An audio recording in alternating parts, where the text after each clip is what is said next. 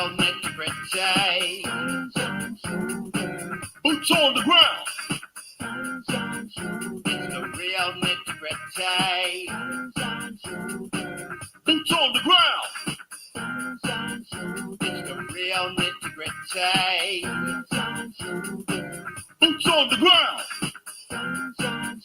It's the real nitty-gritty. Boots on the ground.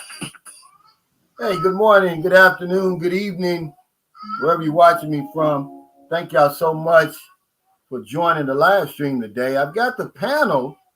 I'm waiting on the three people that I invited on here, and I hope that they show up today. But if not, one monkey ain't never stopped no show. We're going to keep it going. I want to give a shout out to the NTZ crew. Thank y'all so much for everything that you do. Keep the trolls at bay, the bots. Jacob Tanjay, Michael Beat Your Life. I think Michael Beat Your Life will be on here today. He got settled in. He had to move into a new condominium over here. So, yeah, he should be on here today. Yeah, I'm going to give James a little time, and then we'll get him back on. What's up, Jason Flint? Oh, okay, here's Michael Beat Your Life. I was just talking about you, brother. The subject today is going to be the lifestyles that we live here in the Philippines. What kind of lifestyle do you live over here? And I'm hoping Fred can join us. I see that Sharon was able to join us this morning. Good morning, Sharon. Good morning, Calvin. It's me again. Well, welcome to the panel. This is a little bit different than that interview, but same thing. You know, we'll give you a chance to introduce yourself, what's been going on since the last time you talked to us, with your channel, with your life, and so on and so forth. What's up, Luis Martinez? I'm going to go over a few things before we get started. The peso is still at 55.39. That's excellent. I'll take that every day. I'm never going to complain about that. Olivia Newton-John died. I want to send our sincerest condolences to her family. You know, her music brings back a lot of memories of my childhood. I remember that Let's Get Physical and all that. Those songs were, believe it or not, in my day, they were controversial, as simple as they are. The tall volcano here in the Philippines, up in Luzon, it says it continues to be active. They call it abnormal condition.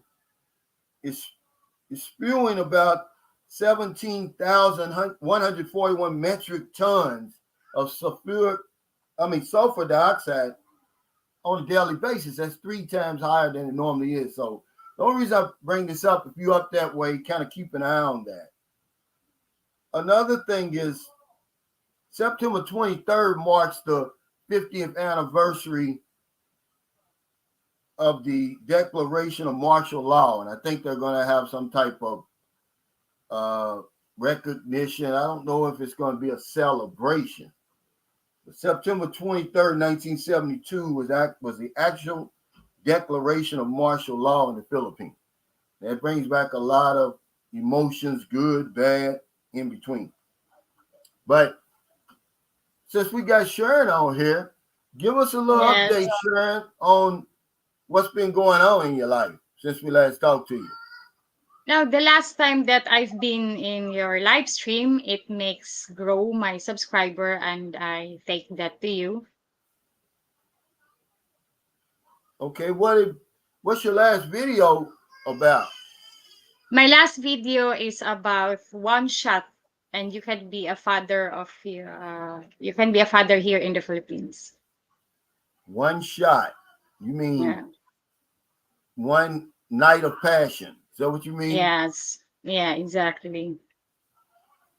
Now, what kind of experience was that your experience? No, it doesn't my experience, but I had a friend of mine. that had just a one night affair, huh? Yes. And now is she pregnant now? She already had the baby. Yeah, she had already a baby. And has she seen the foreigner? Are they still together? Yes, she has been relation with a foreigner before, and I don't have any update of her now. Oh, okay. So you don't know whether or not he's taking care of the baby or not. Yes, exactly. Oh, okay. Yeah, I wanted to give a shout out to Thomas Phillips. This is the guy that I put on my community page. I met him again yesterday at the tennis court. Him and his beautiful girlfriend, Maria. It's another Maria, man. So many Marias over here. And when y'all hear me talk about Maria on my vlogs, that's why, because it's so many. But I think he calls his girlfriend JL or something, and to kind of distinguish her. So one shot, okay. I saw where you had made a video about, was it your neighborhood or something? Yeah, it's our neighborhood. It's inside the subdivision where I live. It's not in the middle class subdivision, but it's a safe because there are security. And then the security is very strict. They don't allow to stranger to come in if they don't know the place where they go or what block. Oh, okay. So you got 24-hour security. Yes, exactly. Oh, okay. Yeah. Hey, Edwin Thomas Jr. says, hey, Calvin, I'm from Cincinnati, Ohio. Stay strong, bro. I have a house in Dulag Lady. Well, I lived in Cincinnati for 6 years, Edwin.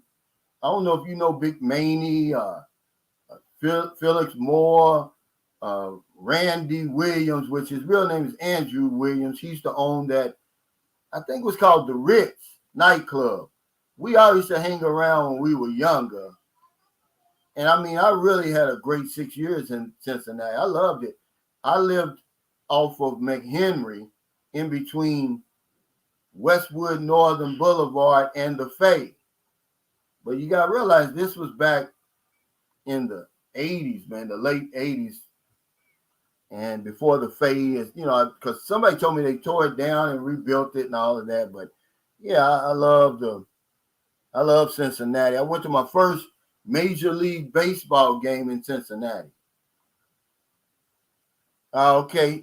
Oh, you did. You grew up with Randy, so man. Randy, listen, one of the sharpest guys I'm talking about that I've ever seen, and I'm talking about from the first time I met him, way back in the '80s.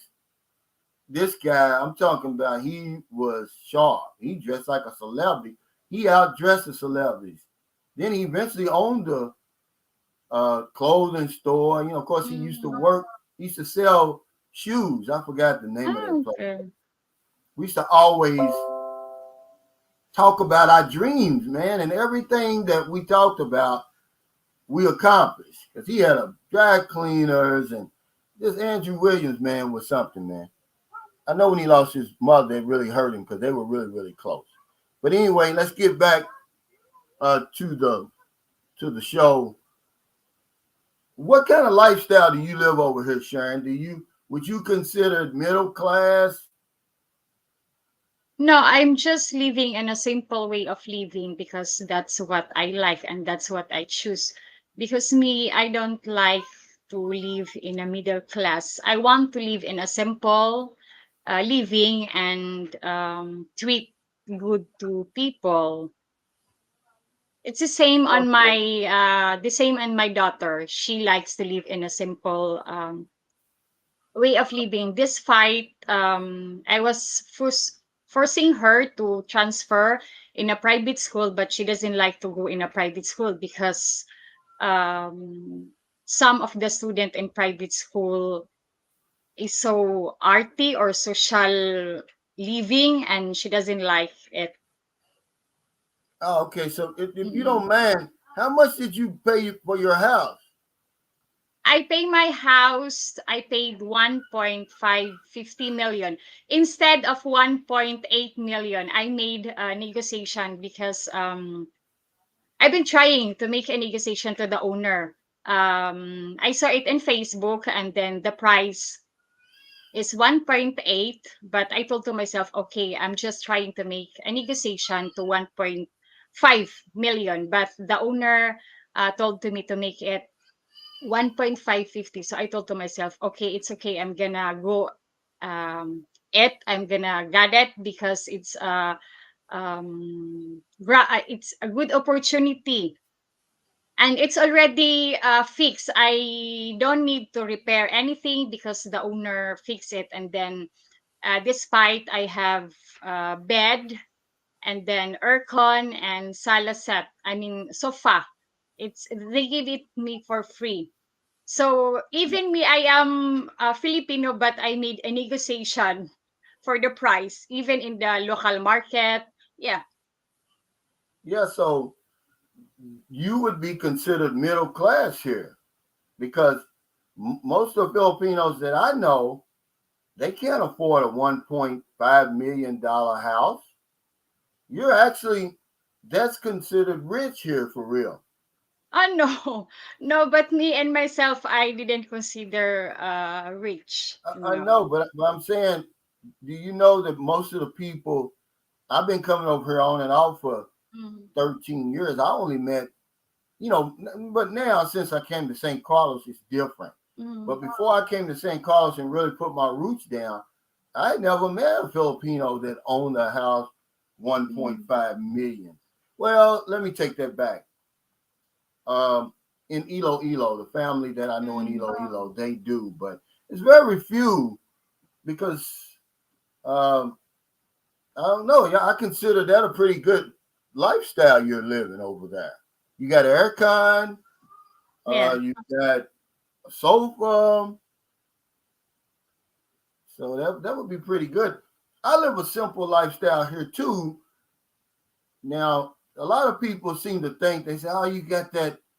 Um, you've got your YouTube channel. You're not living a low profile lifestyle." Mm, But I am. See, they get being recognized and living a low profile mixed up. Those are two different things. Yeah, people recognize me here in St. Carlos City, but I mm, live a low profile here, and anybody that's ever came and visited me here will tell you that there's a lot of famous people. Yeah, they're famous and they're mm. recognized, but they live a low profile. I don't Yeah. have a fancy car, fancy clothes, Mm, jewelry. I'm not doing anything that sets myself that gives me any more attention than I already have. Okay. yeah. Because foreigners over here, we get recognized. Okay. It doesn't matter if you got a YouTube channel or not. You're going to be Mm, recognized, but you can still keep a low profile. And yeah. and that's what I do. I don't have a big motorcycle or anything like that. Do you have a motorcycle? Did you buy your motorcycle? No, no, because I don't know how to drive it. I don't have car, and I just only riding with the public vehicles. Okay, so how does your daughter get to school?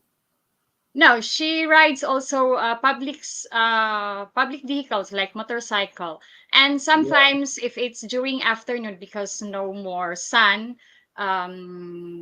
she's walking from school to home because it's not very far. You can just walk. Oh, okay. Yeah. Now, you actually live in Lapu Lapu, right? Yeah. Let me ask you a question because even after 13 years, I'm still confused. Where does Mm. Lapu Lapu begin and Moncton begin? Are they just one or is it split in two? I get confused about that. No, it's Mactan Island because it was old people called it when it was Lapu-Lapu fighting against Spaniards during March 1521. And that old, yeah, ancient people called it Mactan Island, but since the generation going to generation, so that's why they called it Lapu-Lapu City. They Oh, changed okay, it to Lapu-Lapu City. Yeah. but it's the same thing, right? Yeah. Yeah, Lapu-Lapu okay. Well, City, Mountain Island is only one. yeah, so that really cleared some stuff up for me because I've been Mm, confused. I'm like, am I in Mockton or am I in Lapu Lapu City? Well, they're the same, mm, but the new generation calls it Lapu Lapu City, and the old generation calls it Mockton Island, yeah. which is really what it is because you got Mockton Cebu International Airport, which Mm, that really shocked me when I first flew into the Philippines because I uh, I thought I was flying into Cebu. And they said, no, you got to go across the bridge. Another thing I didn't know about Moncton until recently was how congested it is. It's one of the most congested places in all of the Philippines, believe it or not. yeah. It's very congested there. I mean, and that's one thing people are gonna notice when they're riding from the airport to their hotel or riding to Mm. Cebu. But I like it over there. I spent my first 2 weeks there. And she said a question was, have you ever been Lorenzo Wynn says, hey, just got in Cebu. We need to link up, Calvin. Yeah. Let me give you, I'm going to put my email up here. You can contact me on Messenger because I'm going to be in Cebu on Saturday. So we'll be able to hook up, maybe go out and get something to eat. What's a nice restaurant in Lapu Lapu City, Sharon, that you can refer us to? No, there are some. There are so much restaurant in Lapu-Lapu, especially seafoods restaurant. There are quite a lot. Yeah. But I cannot. Yeah, I cannot recommend a restaurant because I've not been there yet. Yeah, I'm gonna tell you, I got boy, they scammed me. One of the first times I ever came to the Philippines, I went to the Lapu Lapu. Is it the Mactan Shrine, right? Ah, yes, yes. Okay, so they've got a restaurant there. So I went Mm, in there because I wasn't new to the Philippines, maybe my third time. And they got a restaurant. You pick out what you want to eat. They'll cook it and bring it to your table. Well, hell, I didn't know they charge you for cooking the food, and it's mm, super expensive. My bill was 5,000 pesos. Man, my chin hit the ground. I couldn't believe it. I mean, I really felt sick in the stomach. Not that I didn't have it, but you know that feeling you get when you know that somebody just scammed you. Yeah, they got me yeah. good. Uh, it was 5,000 something pesos. Now, this is back in 2010. That's a lot of money now for just you and your date, right? Mm, yes. Wow, that's crazy. Um, Now, Michael Dorsonville asks, have you ever been out of the country before? No, never. Never been out of the country. How tall are you, Sharon? Because the picture you sent me, you look kind of tall. 5 or 5'1", something Oh, around that. okay. So you're Mm, short, man. yeah. And you're slim. You're not. You're very slim, right? Yes, I am slim because even if I eat often, I cannot become chubby or I cannot become fat. I don't know why. It's the same on my daughter. My daughter eats a lot also, but she cannot make fat or chubby now. So how many sisters and brothers you have?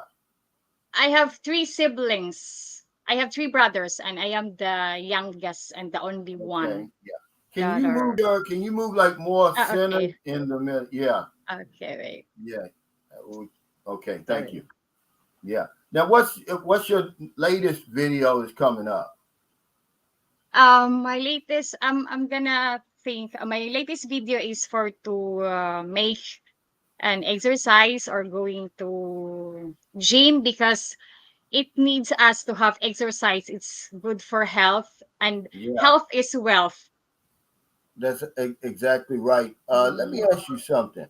Um, have you ever thought about interviewing any of your friends? You're a new channel, So I'm trying to give Mm, you some ideas to boost your viewership, mm, to boost your subscription count. And that's one way to do it. They want to hear from other people. See, mm. if I do it, I used to do it, but my channel's grown. I consider, even though, I've got a modest channel, I'm approaching Yeah. 40,000.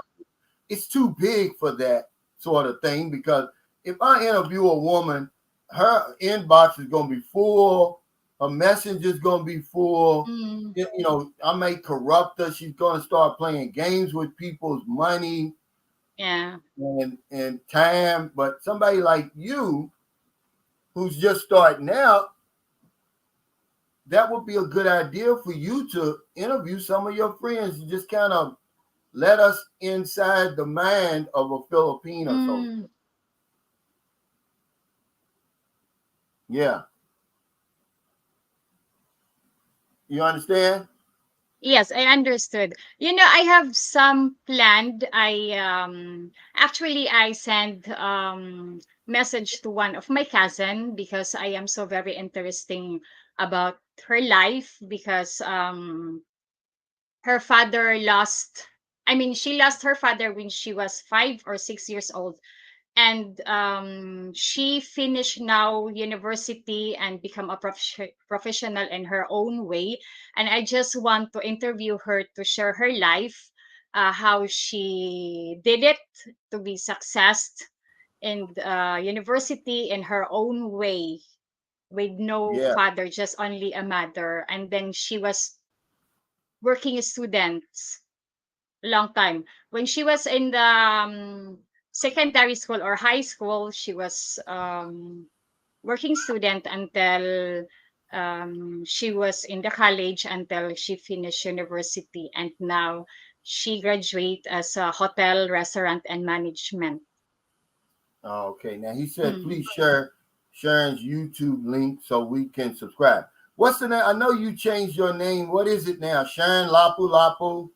Yeah, Sharon Lapu Lapu Island. That's my YouTube channel name.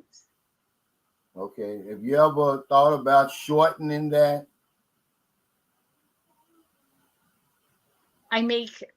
Perhaps I make. Make it shorter. Maybe Sharon uh Lapu Lapu or something. That one Yes, yes, last thing is really hard. getting, yeah, it's really, you want something simple where people can easily remember you. Well, Yes. there's OG Fred. Hello. Hello. I'm sorry I'm a little late today. It took them longer to service my car than I thought. I've been there for over 2 hours, so sometimes you got to be patient here, man. Yeah. Okay, let me read this. It says, Camilla Cookie says, hi, Cal and Sharon. Filipinos sometimes takes advantage of foreigners, and as a Filipino, I'm ashamed of that. But we are good people in general. Greetings from Michigan, Shelby and Wendy. Yeah, I agree with you, Camilla. There's bad apples everywhere, right, Fred? That's right. And now there's Sharon's link to her channel. Go ahead and give us some support, guys. We need more Filipinos and Filipinas giving us the nitty gritty. But Sharon, if you don't give us the nitty gritty, they're not gonna watch you. They don't want to watch. They don't want you. They want to watch you walking through the neighborhood, you know, Mm. counting balut eggs and all that stuff. They want to see something, interesting. Like, hey, how to approach a Filipino woman. How do you approach a Filipino woman? Do you come up to them and say, hey, beautiful, can I have your number? No, it's just so very fresh to do that. No, just ask her name again and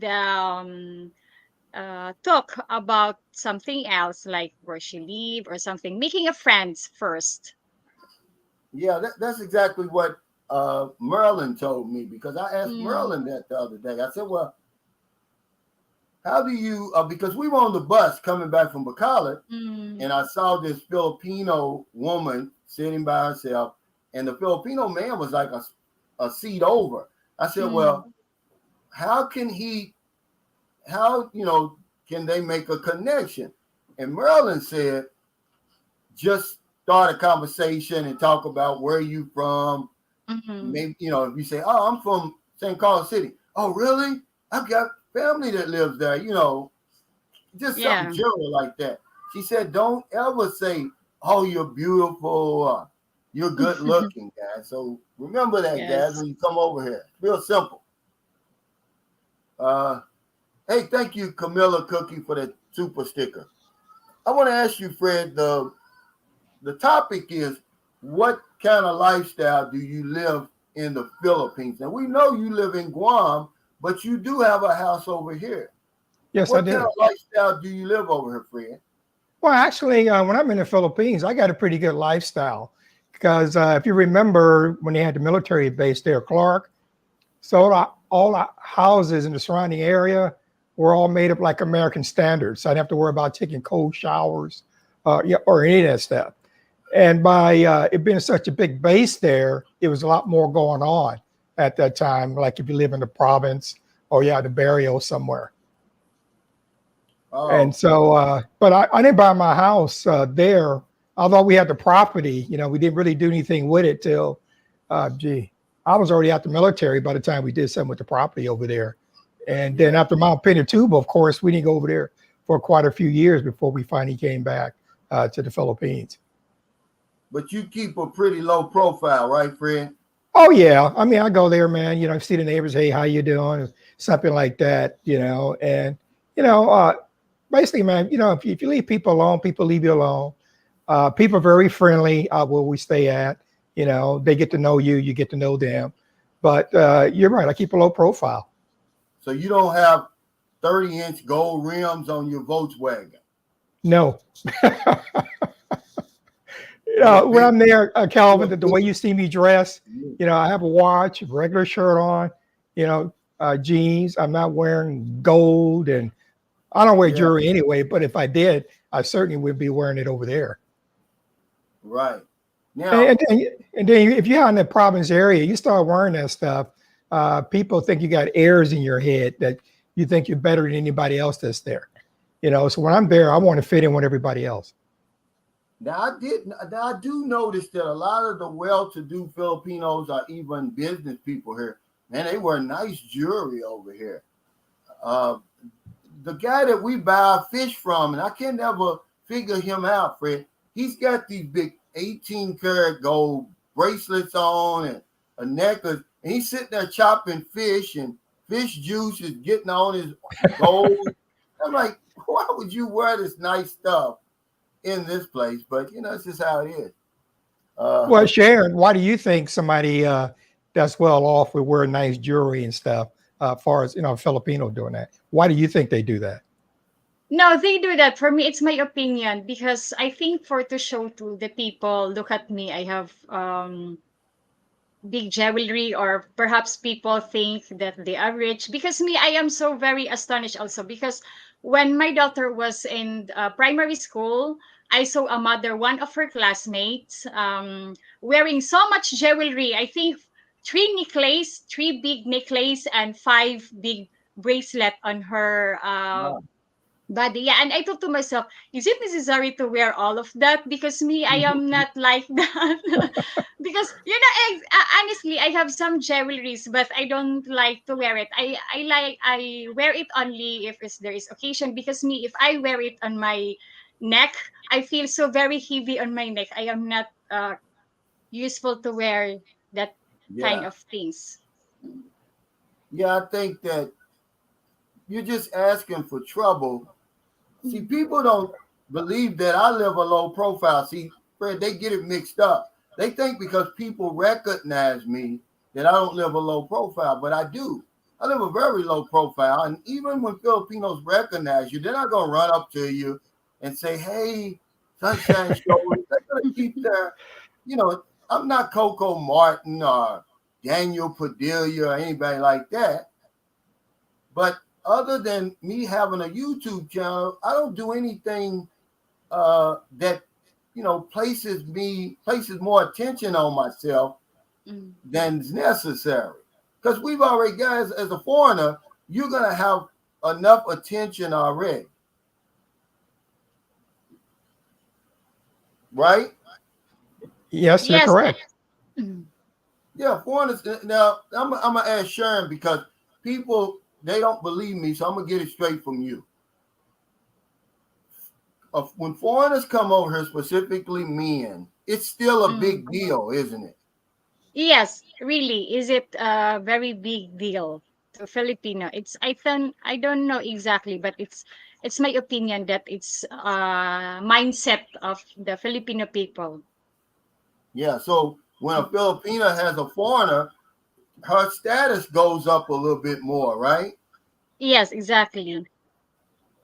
Okay. Well, they don't believe me. They think that I'm just pulling their leg, and uh, I'm trying to tell them. I'm just trying to give them my experience, what I'm seeing, what I'm living, what I'm experiencing. And I know for a fact when a man comes over here, I don't care what he looks like, he's still going to be considered a catch. But we can get silly too, Fred. We can get picky over here. You know, right? If you've seen some of these guys that show up over here, 5'3", 280 pounds with one eye, but he wants to. You gotta be, we gotta be reasonable to a certain extent. Hey, TJ, thanks for that super chat.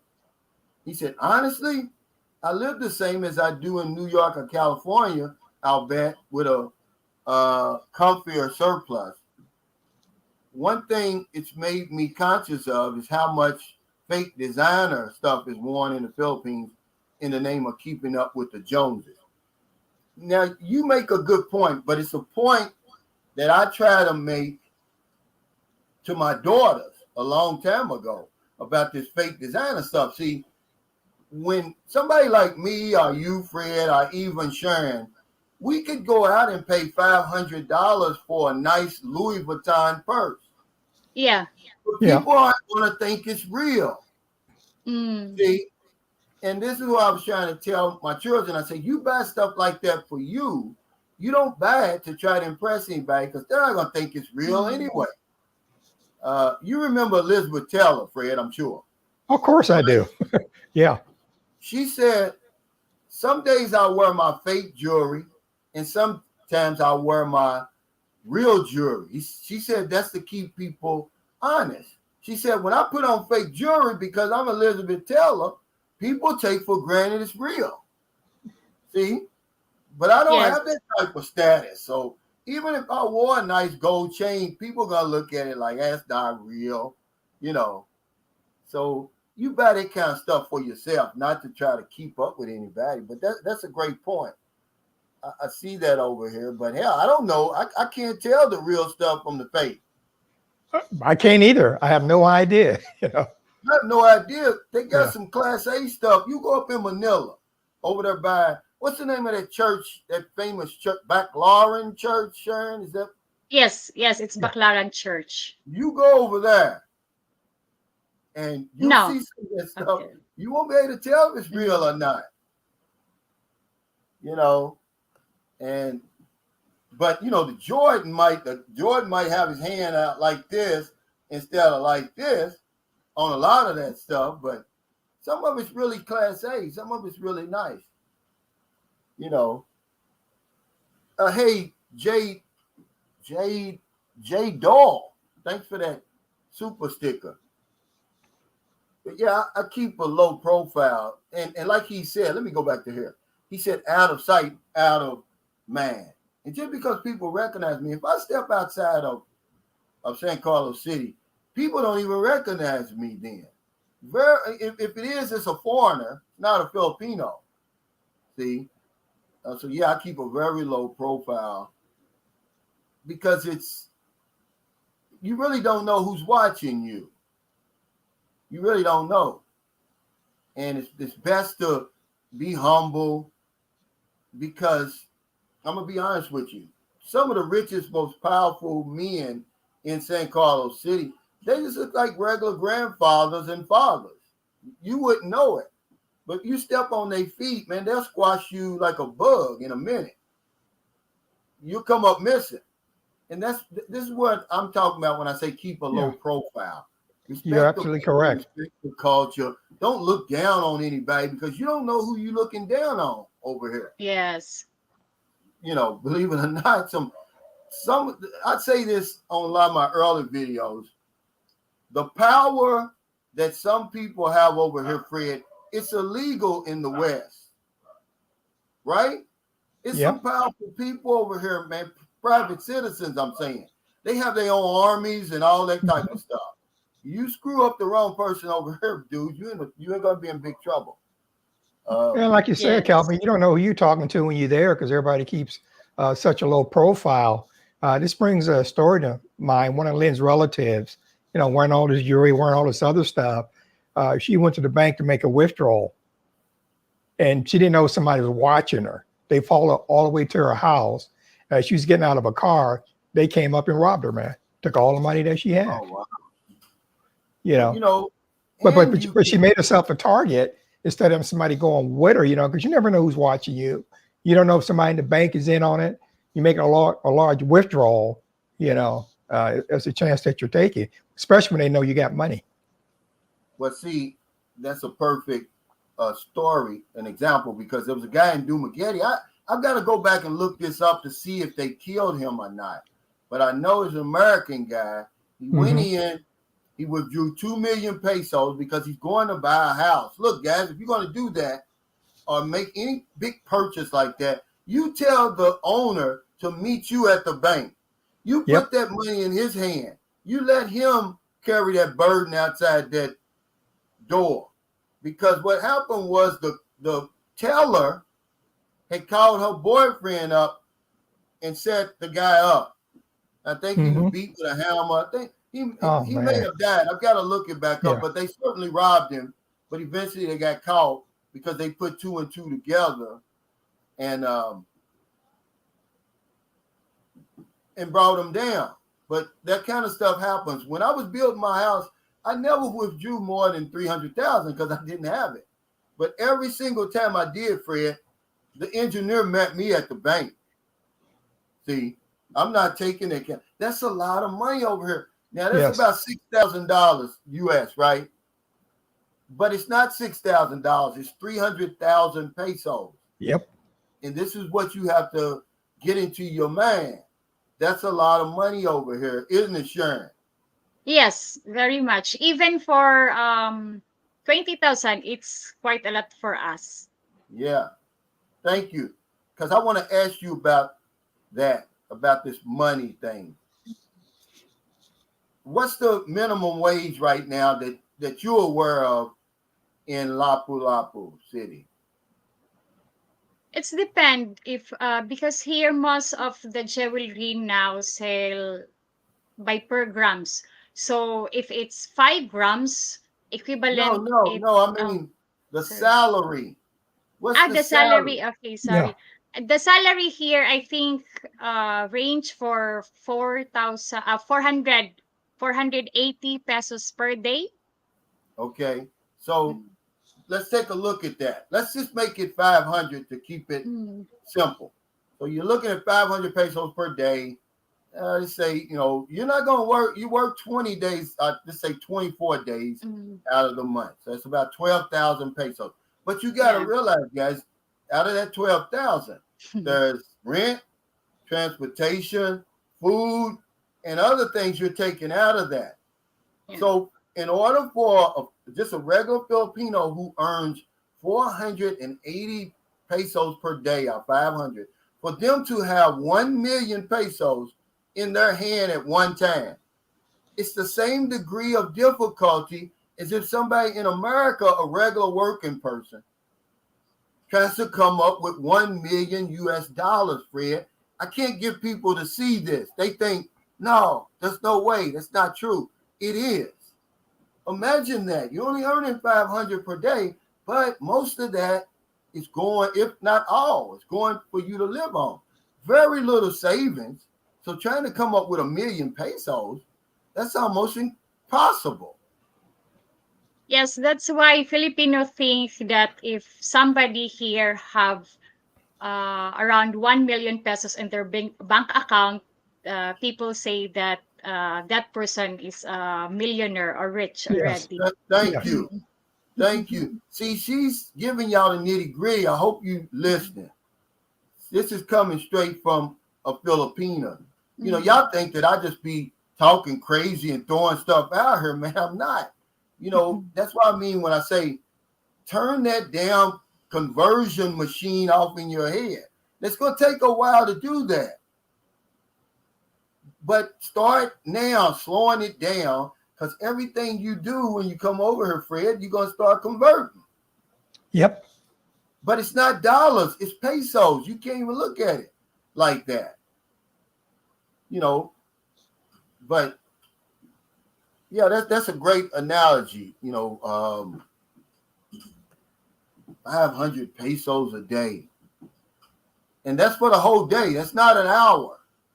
Yes, the whole day. I think 8 hours. That's for Yeah, eight eight hours. hours. And That's if you're Yeah. yes, lucky. and then and when you will receive your salary, you pay also the Philippine health insurance, Oh uh, yeah. Yeah. security. So it's Yeah. not the full amount of salary that you will receive because there are some beneficiary that you need to pay. Like your Wow. SS, they pay an Yes, SS, yes. so Yeah. when we're looking at how much they're making today, you got to see how much they're probably been subtract out of the money that they get.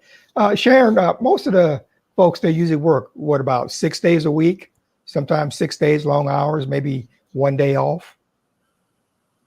Yeah, in one, I think 15 days, in 115 working days, they have Yeah, 1 day off. one day off. Mm, Wow. Every 15 days. Now yeah. here's what I ask all the time, but see, you gotta realize this isn't the West, guys. Filipinos don't feel entitled to, to what you have.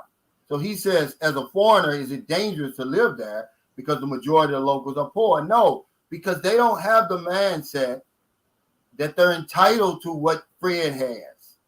It's not like over in my neighborhood where I grew up. You know, they'll look at you and be like, yeah, I'm going to get him.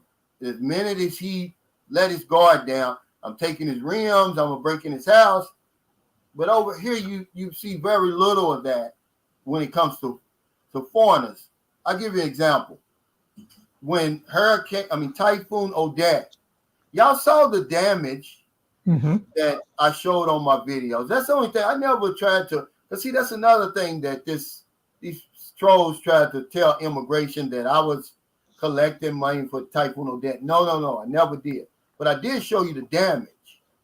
And right next to where I was staying, there was a Honda dealership. The whole windows, every window was blown out, Fred.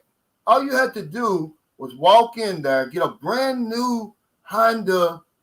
These Hondas is 130, 140,000 pesos, and walk out. Nobody would ever seen you. Not one um, motorcycle was missing. As a Well, matter of it's kind fact, the people on the street was helping the people nail up the plywood to close the business, keep it safe. well, when we was looking at the last question there, Calvin, the one you had up, when is it safe there? Because majority of the people are poor. Just because they're poor don't mean they're criminals and thieves.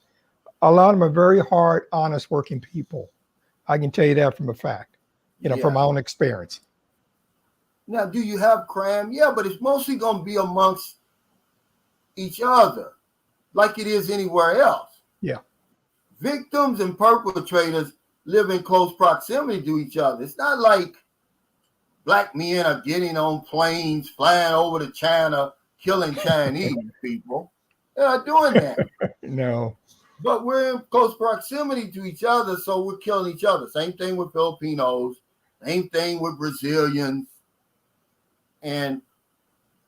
But they're not going to bother you, really, man. I promise you, man. That's what makes the Philippines so different, in my opinion. One of the big reasons I'm still here is they leave you alone. They don't bother you.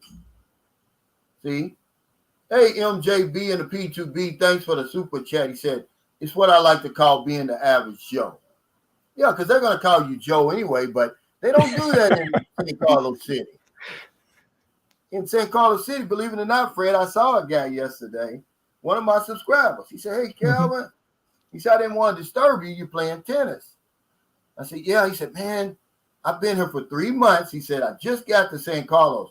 He said, "I've been to Cebu, Toledo, Cebu, different places." He said, "If I'd have came here first, I'd have spent all my time here." He said, "You know what really impressed me?" I said, "What?" He said, "No one's called me Joe, not one time since I've been here." And I told him, I said, "They don't do that here." No. And not in St. Carlos. Now, you go right across the bay to Toledo, Cebu, you're going to be Joe all day. Well, you know, Calvin, that's usually around most of the places that have military bases. You know, I remember I used to go to work because I worked off base, you know, and we had to take the shuttle up and little kids be out there. Hi, Joe. Hi, Joe. So everybody was Joe. Albert the dog Einstein says, "Are the feds still coming after you?" Well, see, they're never coming after me. They're following up on a what do you call it? A fake allegation. Yeah. Okay, so YouTube recommended a video and the guy said they sent you something about no, it wasn't YouTube. Okay, YouTube has nothing against me about specific videos that you have since removed. No, I don't remove videos. I have nothing to hide. My Facebook is I've only removed 2 videos in my entire life because people asked me. One was a guy who eventually married. Remember, I had Vanessa on her, Fred. Yeah, I remember. John was still alive. Yeah. John, Yes. People. Yes. Well, she's married now. And the guy who she married, he respectfully sent me a message. He said, "Hey, Calvin," he said, "can you take that video down? Because Vanessa's still getting a lot of, suitors and attention off the video." So I took it down, even though it had like 20,000 views. I took that down. Yeah. Sure. I took another video down before when a lady said, "Hey," she thought that I was talking about her husband, which I wasn't. But I said, and she lived right here in St. Carlos City. So I said, okay, just to keep all the noise down, I'll remove that. No big deal. 2 of my big, with a lot of views, but no, I don't remove videos. I don't have nothing to hide. All of that stuff is fake, man. It's false. And what they want to do is throw enough out there for people to grab onto. And the only people who believe that stuff have a low education level, and they just simply want to believe it. Yeah. You can look at all my videos, man. I'm not. You know what the charges I'm going to talk about this week, Fred? You're not going to believe this. This is what these people are telling the Filipino people. That I'm involved in human trafficking. Oh, you are? I didn't know that.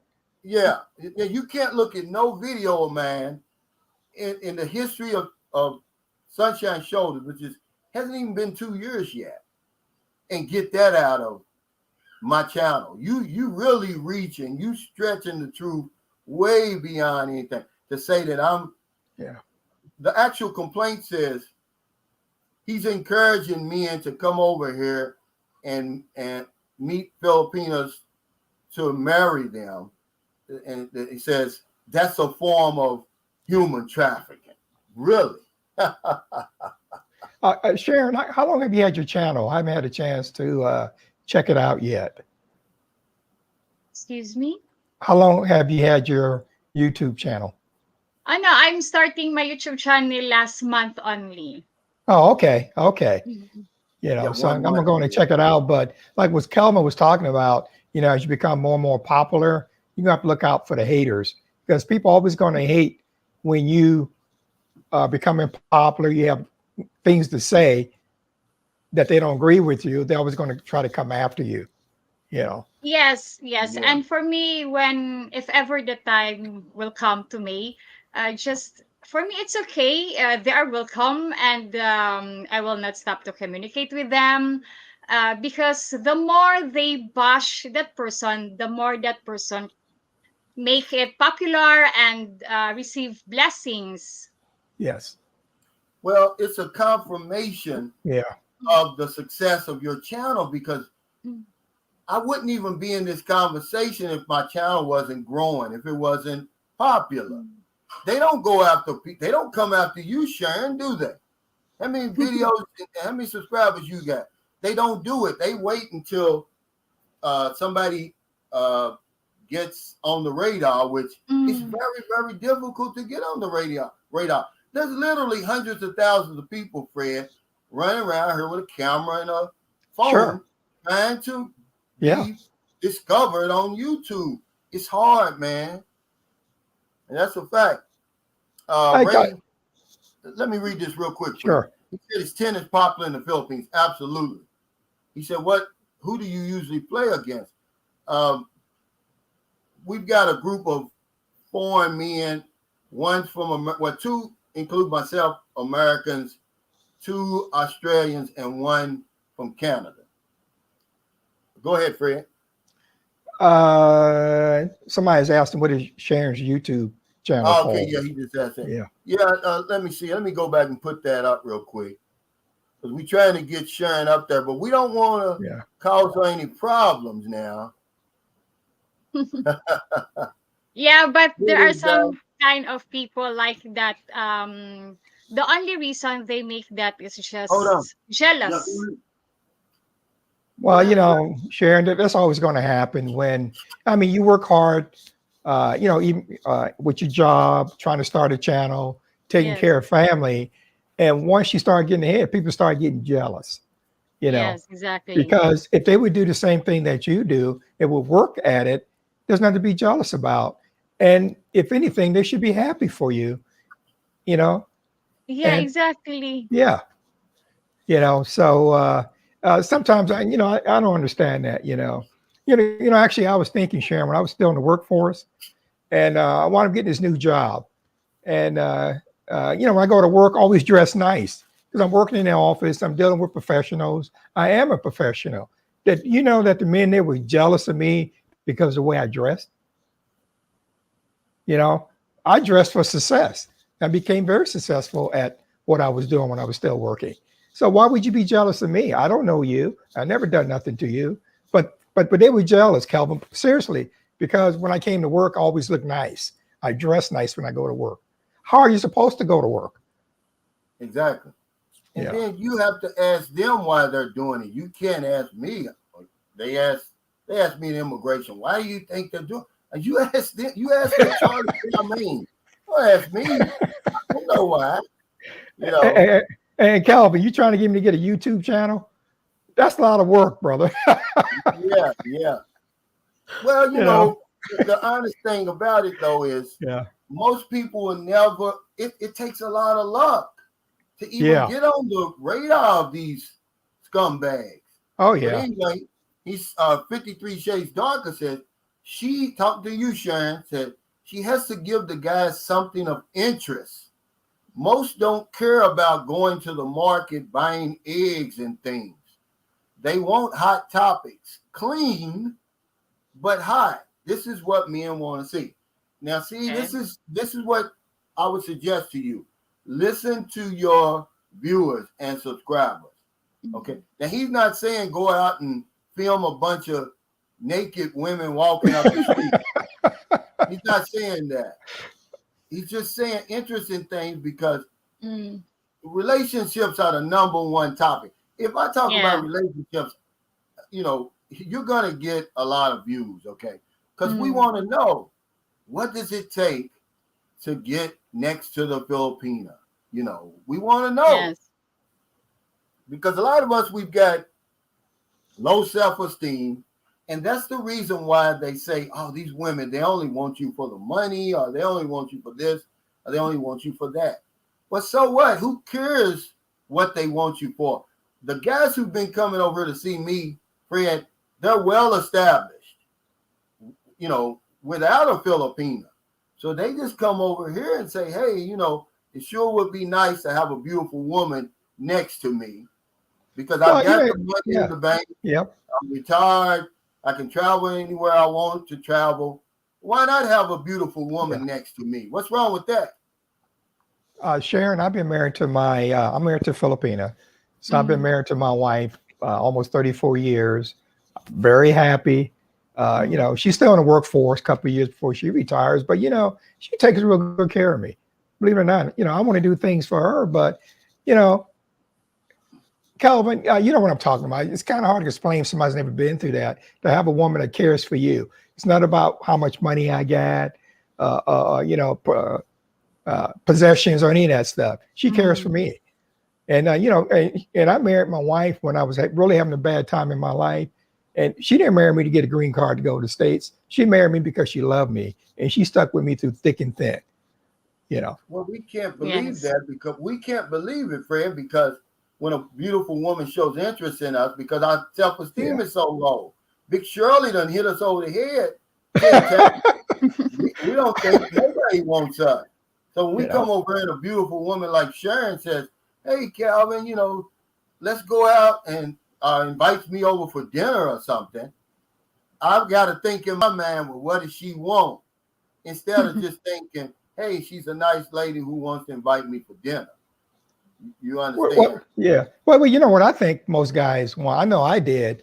You know, I want a woman I can have a good conversation with. You know, when I was out there in the dating field, and you know, that's what I like. I like conversation more than anything else. I want to get to know the person, see where they're coming from.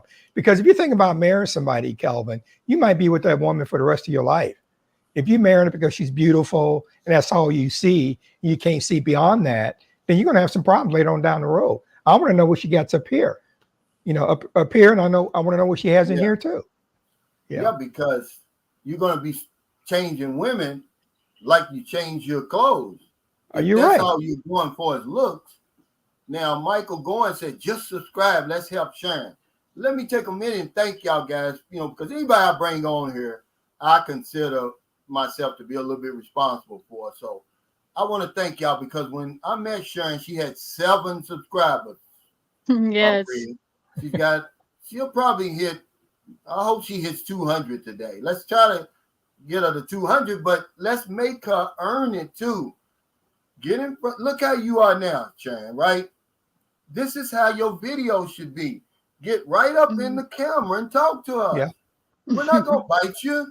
You were standing way back. The other video you sent me, I'm like, I had to get it down. I'm like I had to get some, you know, earplugs and stick it in. Use a Mm. damn Bluetooth speaker and then turn it up all the way to 100 to hear you. And Sharon, like Kelvin had said, you know, because Kelvin said the channel is for his viewers, and you may want to see what your viewers may want you to talk about, and that's the way to start. You know, so you're trying to Yeah, come up with Mm. stuff. Ask your viewers Okay. what they want to see and what they want you to talk about, and you go from there. she Thank knows. you. Okay, Yeah. here's something you can do. This is a great idea. I Mm. don't want to do it because they don't want to hear me do it. They want to hear you do it, Yeah. Sharon. Ask them how to be successful with online dating. Mm. Okay, what to look for because you've been online, you've been on one of those dating sites before, haven't you? Mm. Yes, Yes. yeah. So what is it that you're looking for? You can answer it now. What is it the Filipinos looking for when she gets on there? I mean, when she reads somebody's profile and whatever, what makes her answer somebody or whatever? Now, when we go on a dating site, when we read their profile, and then we say, okay, let's try to send message to this person. Perhaps it's a nice, but sometimes when you talk to that person, sometimes they spoke about bad things, something like that. So we left them. We left them, and then we go to another person again, because even we were on the online dating, we can recognize also if that person is serious or not. That's my opinion, because I Yeah. that's what I experience. Well, good. See, that's what I'm saying. Mm. So you're looking Yeah. for to see if the man is serious. Yes, exactly. But what about his appearance? I mean, does that have anything to do with it? No, appearance, I think for me it doesn't. It's important, but it's not the for me. The important for me is his attitude, if he is kind, respectful, and caring, loving, Yeah. even if even he is not handsome, because that is the more important in the relationship: understanding, caring to each other, loving, and especially respect and Right. trust. Yeah. Now let me ask Mm. you: do you wait to get uh like a smile or a message from the man first, or does the Filipina does she send the message out first? No, the Filipinas send message to the foreigner, and then there are some foreigner also send message first to the Filipina. Yeah. It's something So the happened. Filipina, Yeah. yeah. So they send it Mm. first. Yeah, So the because best me and thing my to do, experience. Okay. yeah. So the best thing to do is to just be open and honest with the Filipino when you talk to her, right? Yes, exactly. Well, how do I Well, know if how do I know if a Filipina is serious and kind and everything? How would I know that? Okay, if she doesn't speak about money, she doesn't speak about anything else. Could you send me like this, and then I have so much problem. If she doesn't speak about any reason of her life, and especially money, because me, I never ask money to my deceased husband, especially when even when we got married. I was so very ashamed to ask money from him. Yeah, It's his first to ask me if I need my allowance or something like that. But me, yeah, s- uh I never start the conversation about money, because no, right. I am not Yeah. like that. Okay, this is a good question from yeah. Yusuf Omar Habib. He says on the topic of dating sites, he says, I find most women's profiles have little or no information. How do they expect to catch a man's attention? Well, that's obvious with their looks. And then you click on the site, um, and then I guess that if they're interested, they'll click back, Yusuf. But why is it that Filipinos they don't tell you a whole lot about themselves, Sharon, but they want to know everything about you? But if I Mm. say, hey, Sharon, how many boyfriends have you had? You won't tell me, but you'll ask me how many girlfriends I've had. No, perhaps they keep something secret on their self. You think it's because they might have kids, they might have a boyfriend, Yeah, or something else exactly. on the side. Yeah. Well, I got a question for you, Sharon, before Kelvin answers this guy here with Mm. I sent you a Yeah. chat. Uh, so if you're on site, the women there when they chatting with the guys, do you usually have more than one guy you may be talking with? Yes. Okay. And because I know a lot of guys are probably doing the same thing because they're trying to find the right, woman they want to talk to. So women there Mm. are more or less doing the same thing. But do you put a complete profile up there? Like everything about certain things, your hobbies, what you like, do you like going on vacation? You like going to restaurants, you love movies, you like books, stuff like that. Yes, you can complete your profiles But some if you ladies don't do want. What that. did your Well, profile, some what Yes, don't did do your that. somebody, profile say? What did your Yeah. profile say, Sharon? excuse me. What does What does your your profile profile say? say about you? My profile say I am black complexion, kind, honest, caring, and just interesting for a serious relationship. And then I write complete on my profiles, because Yeah. that is the best that is the most important, because the man really would like to know you, if who you Yeah, that are. yeah, that's a good answer. Yeah. Now see guys, if you listening, she just let you in on something. She give you a Yeah. tip. If the woman's profile is totally filled out, she's Mm, she's Yeah. wanting a serious, she's probably serious. Yes. yes. See, because it's very little that they do to distinguish themselves. A lot of the Mm, profiles they say the same thing, but Yusuf is right. Half of them, Fred, they only have the name. They don't have the city. They don't have the age, really. They don't have nothing. But if you come across a woman and every line is full, it's Sure. filled out, that's a good sign. Yes. Yes, but I have something to tell to you also that some Filipino woman has an attitude also that if you are still in relationship, they show you good, but they don't they don't show their bad side. But when you get married and then after 2 months they will show you Mm, their whole attitude, yeah, like shouting you yeah. that something like that. But see, thank you for co-signing the most important thing that Yes. I Mm, say. Slow down. Don't come over here Yeah. and marry a woman in mm, 2 weeks. She can be everything in 2 weeks, boy. And mm. then next thing you know, here comes the real woman after you done married her.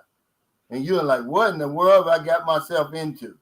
Yeah, Sharon, when I was there, what I went through, because I was actually stationed there. I was in the military, Mm, so I had to court my wife. I don't know if they still do the courting bit, but I had mm, to go meet the family. When we went out on a date, she could never go with me by herself. Of course, things have changed now since that mm. time.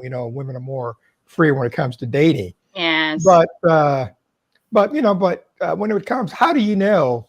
A lot of times, as a woman, when you're chatting with some guy, that may be the right guy for you, because foreigners or men can be just as deceiving as some Filipino women who have profiles. How would you know? No, we for me in my experience, I know because one time when we were chatting, he asked me, could you bring your parents to the internet cafe because I was going to internet cafe. And Yeah, then he suggests me to bring my parents to the internet cafe. And then when I brought sure, my friend to the internet cafe, he told to my parents, do you agree that I get married to Sharon? So that's the reason when it was time that he told me to bring my parents to the internet because he wants sure. to talk to him, I told to myself, he is very serious. Yes. yeah. Okay, thanks, Mm, Sharon, Michael Bill, oh, go for the ahead. super chat. He Yeah, said, haters gonna hate. That's what they do best. yeah. Remember, you have no control of that. Keep giving us the nitty gritty, bro. We behind you 100%, 2 years strong. Thanks, Michael, man. And I know you, that's real talk right there. And you're right, man. But see, I don't mind people hating on me. I don't mind them trolling me, Fred. But I do mind when they send off these false allegations. That's a whole different ball game, guys. They know they can't get to me online, so now they try to get to me offline, but they're not going to do it. Every time I'm going to show up, Fred. Every single time. Uh, Before they even had YouTube and people started doing it, you always had haters, whether it was in the workforce, yeah, whatever. The only thing YouTube done is some of these other medias, it give people a way to try to create uh, what is it? Trouble when there is none. You know. yeah. That's what the guy Turn Yeah. said. He said, Calvin, Yeah. don't worry about it. He says, hard No. for them to prove evidence Yeah. it doesn't exist.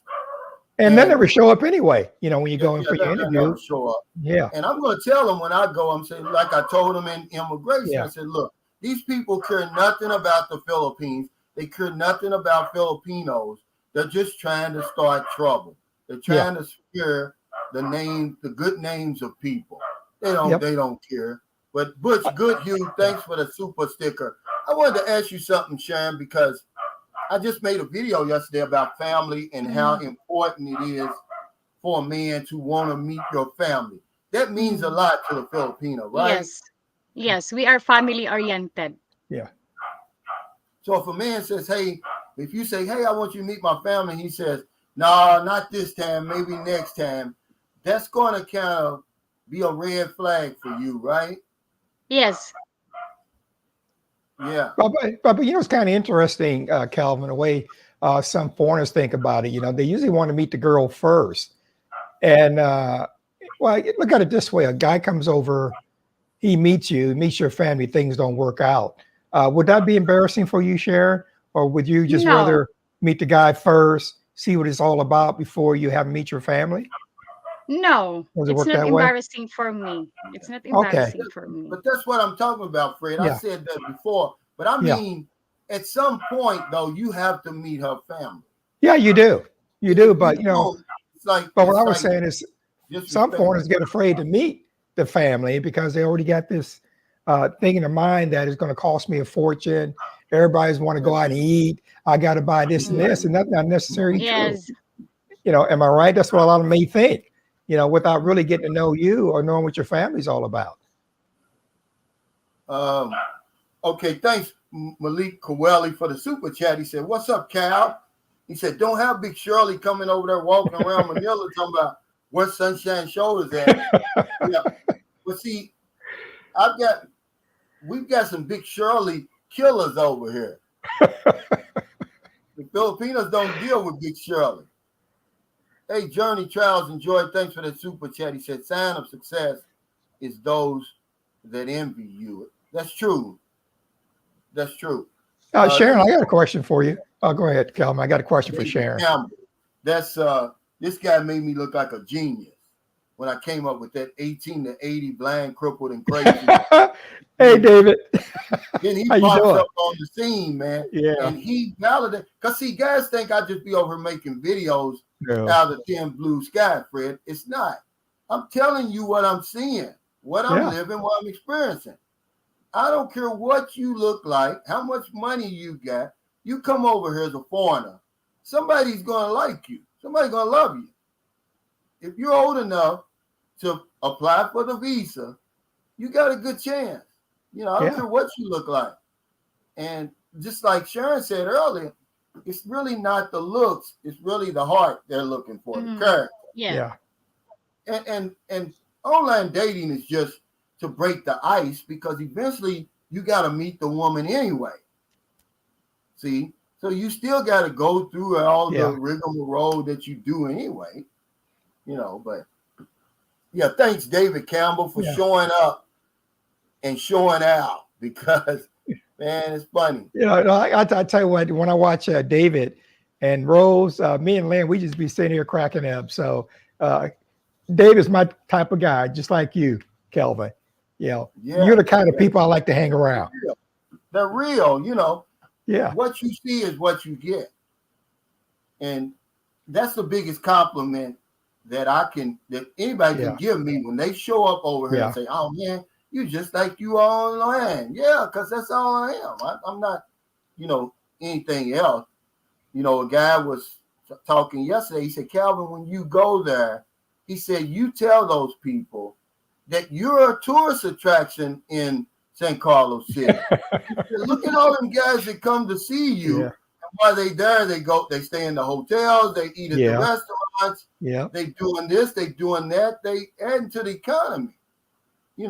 And he's telling the truth, but I don't know how Filipinos would take that. They might misinterpret that as like I got the big head or something, but I don't know, Calvin, because I didn't know nothing about Dumaguete really until I started watching you and some of the walks that you take and some of the stuff that I see. And I said, that's a really nice place.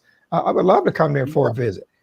We see, normally we don't know about those places. Everybody knows about Manila, about Angeles, about Cebu and some of the other areas, but you don't know about Dumaguete. Well, see, Fred, that's the whole point. One of the biggest reasons I started my channel was to give some insight into what the Philippines really was, because that's all we know. Manila, bar girls, and poverty. That's all we know. We know very little about the Philippines.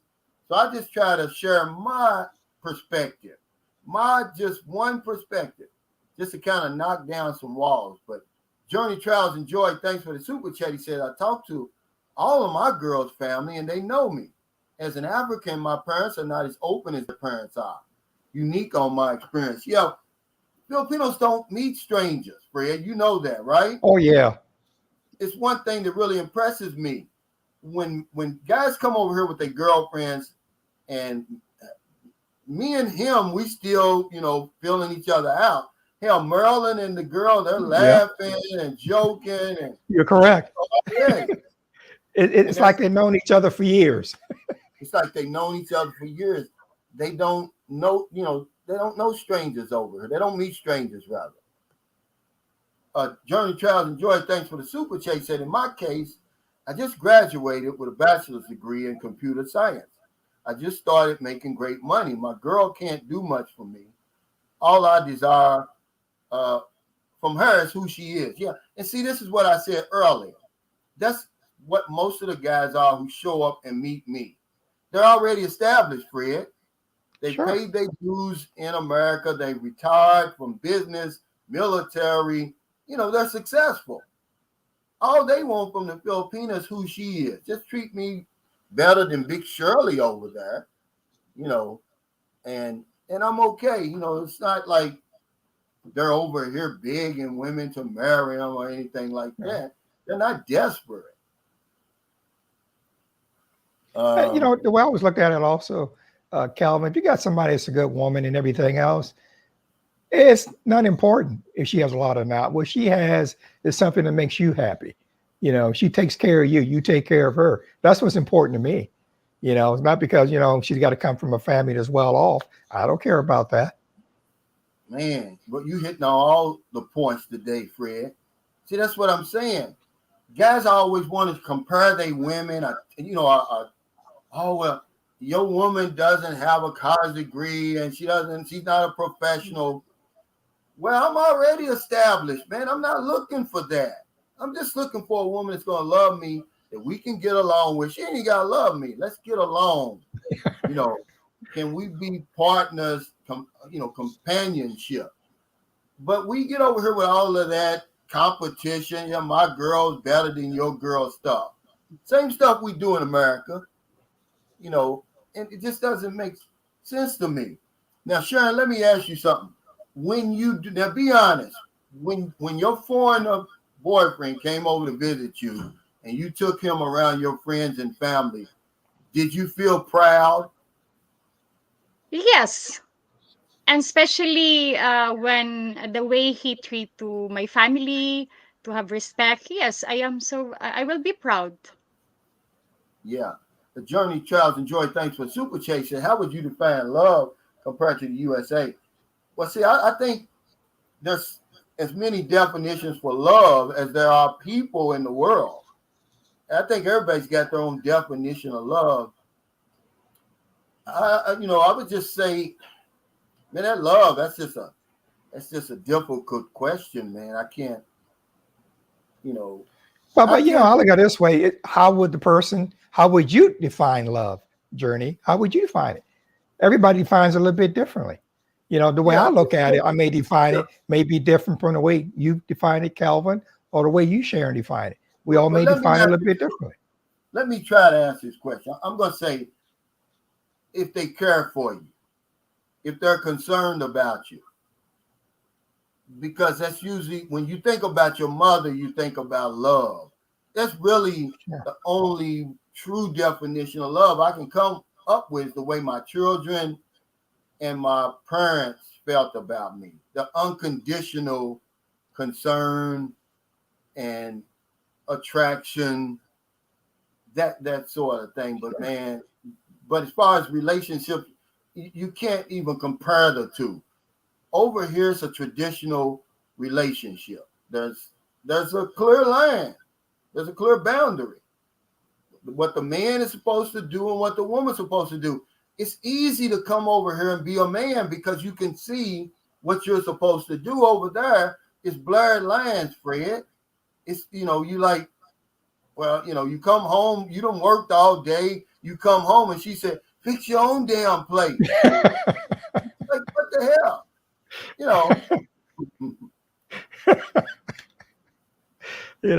And that may be a lot of reason why people are just leaving. Everybody's tired of the hamster wheel, as we say. Sharon, what I did was when I stayed overseas from over 13, 14 years. I lived out in this part of the world. So when I did go back to the States, it was the intent. Calvin heard me say this before, get some education, open up a business in the Philippines. But when Mount Pinatubo happened, I didn't come back. But I happen to have a good friend here on Guam, so I wound up moving here. So I've been out here since 92. The weather's nice. The people are great. Philippines is close. We're talking about 3 hours away. My wife is happy.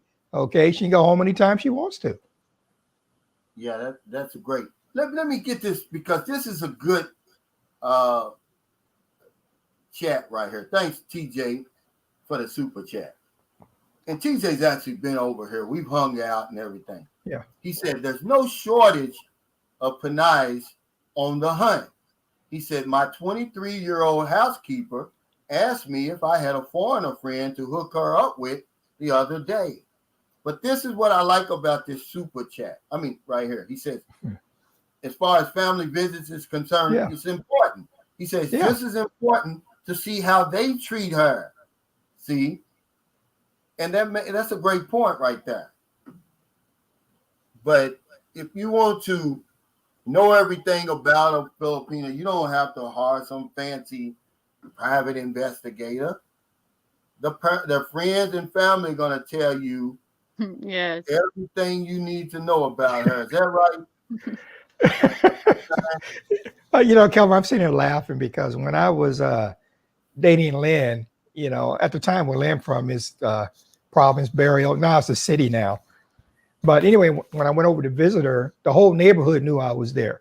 And everybody had to come over and share their experience when it comes to dealing with, a foreigner, what happened with their friend, the whole 9 yards, And some of it was kind of negative, I got to be honest with you. And, she told me about it later, Yeah, it was the same thing that happened to me when I went to Zamboanga. See, it was so many people showed up at that house, and I thought, well, maybe, it was my first time ever. I'm thinking they were good friends with the people. These were hated neighbors, but because I was there, they all came over and they took my head off. Sharon, I got a question for you. So, Yeah. Your boyfriend stuff. Suppose your boyfriend said he wanted you to relocate to the States. Would you go to the States, or would you be perfectly happy to stay where you're at? Would you go to the States? No, if I will have a boyfriend, yeah, I will respect of what his decision. If Yeah. he would like to stay in the United States, yeah, for me it's okay. And Yeah. if he would like to stay in the Philippines, it's okay for me, no problem. Sure. I would like to respect all his decision. Well, something else I'm curious about also. Kelvin, you stay where Maryland's from. Pumpkin Joe, he stays where his wife is from. But would you want your boyfriend or husband to stay where you're from? Or let's say if you want to relocate somewhere else within the Philippines, would you be No, willing to go with him someplace else? no, I would like him to stay here with me in my Yeah. place. Yeah, Mm. she's got a house, Fred. She's got a 1.5 million peso house. Well, it looks pretty nice. But I was just asking the question because, a lot of men, like me, for instance, I can use myself as an example. If I had never been to those areas, because I'm more familiar with Pampanga and all those areas, and to me, I'm used to that. I got a lot of friends there. They got a pretty large expat community, and I'm lucky because my wife, is quite a few kilometers outside of town where she lived at. Is that we have friends immediately. But if I was to live out in the barrio somewhere, no foreigners, no nothing, I think I might have a hard time, trying to deal with that. So I'm just wondering, if you didn't have a house there and, you had a guy that maybe want to live near the city, would you have a problem moving, to where your husband or boyfriend may be if you didn't have a house there? No, no problem. Yeah, because I look at within the Philippines, everything you can fly, take a bus to most anywhere you want to go to. Mm, So yes. even if a guy met a girl from there, and let's say he took her to Olongapo, Pampanga, Mm, somewhere, she can still go home. It's not like she's back in the States and she'll never go home again, or it would be many years before she goes. I'm just always curious about that. I always want to ask somebody that question that may be from a Where's different Lynn area of the from? Philippines. Lynn's Where's from Lynn Pampanga. from? Pampanga. Where's your house? In Pampanga. Oh, okay. So you went with Lynn too. Well, It's kind of- because I went with land because everything was within close proximity. I got friends down in Angeles, it's only about maybe 30, 35 minutes away if I want to go down and visit folks, Right. and plus you got some foreigners that live out there. But like I said, because Angeles City being what it was back in the days, you have a lot of foreigners that live there, that do pretty good there. So Yeah, TJ I'm more said, used to that. yeah, she's a cutie, but I'm not ready to throw her to the wolves just yet, unless she goes full desperado. And that's the way I feel. I know a few young ladies at the grocery store, Yeah. and they ask me stuff like that, but I wouldn't feel comfortable introducing them to anybody because I really don't know you. Once I Right. got to know you, and then say, okay, well, this guy's a nice guy, as far as I know, Right. but I'm not a matchmaker, man. It's too much because I know it's not going to work out the first time around. I don't care who you are. Something's going to be off on one other side, either with the woman or the man. It's not going to work that first time. So I don't want to be the one people get angry with. Well, that can happen. Let's ask Sharon this question. Sharon, Calvin has a guy he thinks he's nice. And Mm. you ask Calvin, hey, Calvin, I like to meet a nice guy. Can I meet somebody? Okay. Calvin has a real good friend. He introduced you because he thinks he's a good guy. Things don't work out. Would you blame Calvin for it? No, no, because it's my choice. It's my choice. Yeah. So But Calvin will nobody, feel I bad can't. about it because he knows you're a nice Mm. person. He thought the guy was a nice person. The guy wasn't, you know. And Calvin, the reason I brought that up is I stay away from that for various reasons because I don't want to be blamed for something. That's right. It's plenty of ladies there you can meet. If you want to meet somebody, I don't like doing stuff like that. Stuff had the tendency to backfire on you.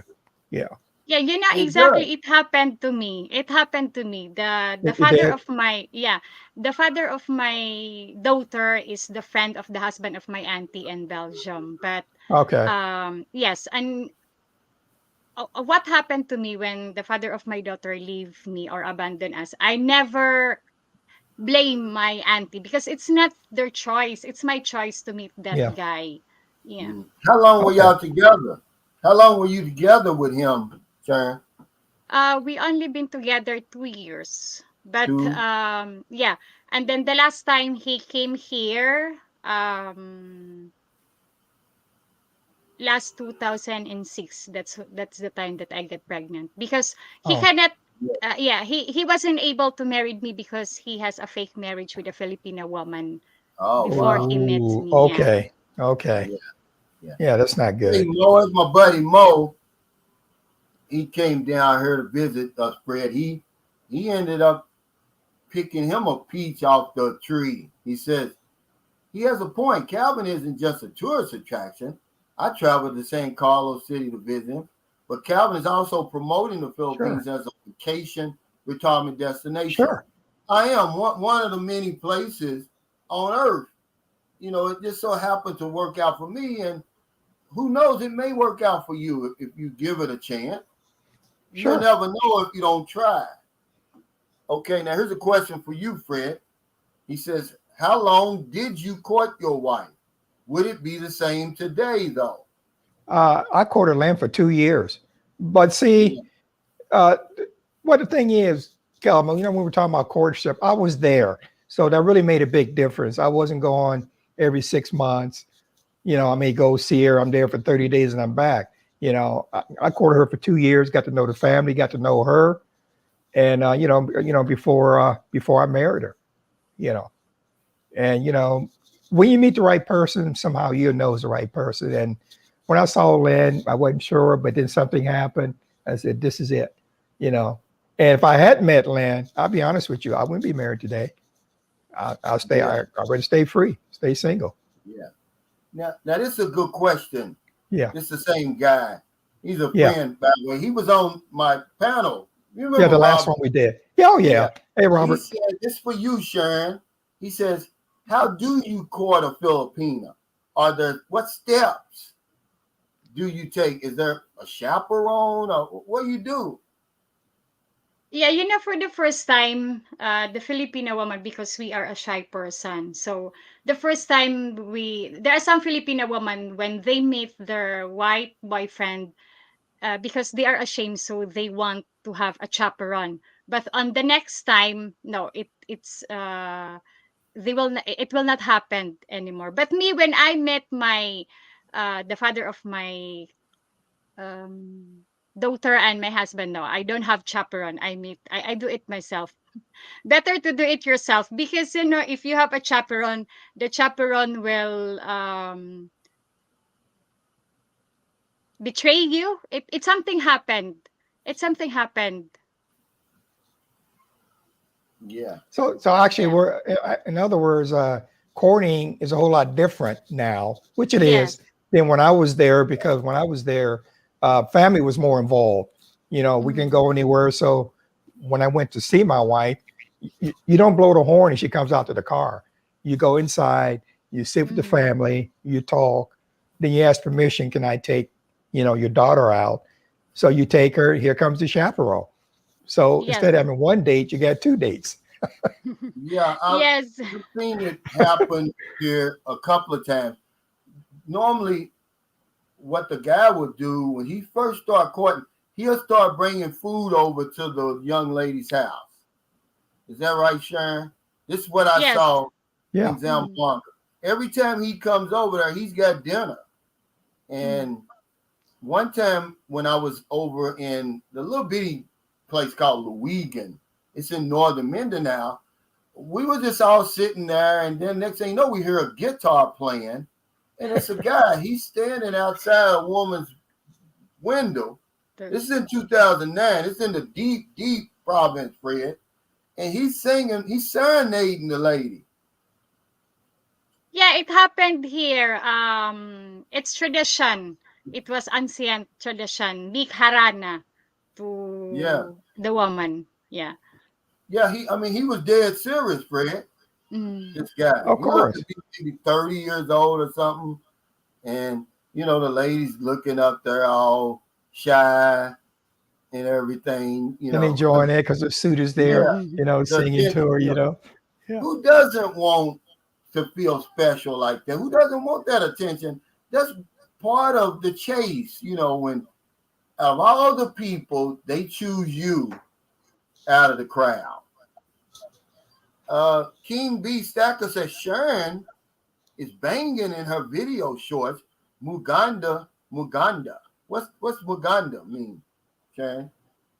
I think it's maganda, but he Yeah. Oh, mistakes okay. the right. Yeah. Yeah, Muganda, yeah. What's that mean? Maganda is pretty or beautiful. Yeah. Thank you. Oh, okay. Okay, he says a happy belated birthday. Oh, okay. When was your Thank birthday? you. Last August 4. Oh, okay, yeah. Mm. Belize and Evans said, Cal, just remember that was before Facebook came out. Yeah, you're right. Now Facebook has even got a dating app now, Fred. Everybody's getting in on the party. Well, you had a couple guys that said they had met their other on Facebook, or some of these other things. But Sharon, when I was like I said, when I was dating, we didn't have none of that stuff. When Facebook, people had pen pals. That's what they had back in the Mm. days. Yeah, it Yeah. Yes. take a month. It take a month or 2 months to get the damn letter back. Right. By the time you get the letter back, she's got married and got children. You're raising. Yeah, Hey, Calvin, kids already in college by the time you get the letter. that's how it was. But yeah, because I met a guy in Cebu. He was 81 at the time. He Yeah. may be dead. I hope he's still alive. This is in 2010. This was in Dan Bentayan. He was 81. His girlfriend was 45 at the time, but they had been together since he was, let's see, 36 years old in her. He was 54 and she was 18 when they Wow. met Fred, with the pen pal. And he said he Wow. came over, met the family and everything, went back and did everything. And they've been together all those years. And when we met them, they had just came back to the Philippines, Mhm. and they built just a McMansion. I mean, this place was huge, and they served us dinner and everything like that. But the wife was unhappy because she had spent all that time in America and had developed and created a life for herself over there. She Yeah. missed all her friends, Yeah. and but he wanted to come over here for the last years of his life. So it was something, man. You know, Timothy Bright, thanks for the super chat. He said, Sharon, welcome to the panel. I'm sure your channel will be a success. I'm supportive to Cal since you started his channel. Yeah, he has. You are the second most attractive person I've seen today. I'm the Thank first. you.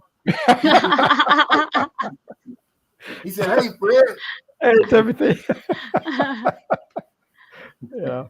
You know, Sharon, I got to admit, I like your personality, and I can see why your channel is going to be a success. And I'm going to be one of your subscribers too. So when Thank we in you. this, I'm going to make sure, you know, I tune in.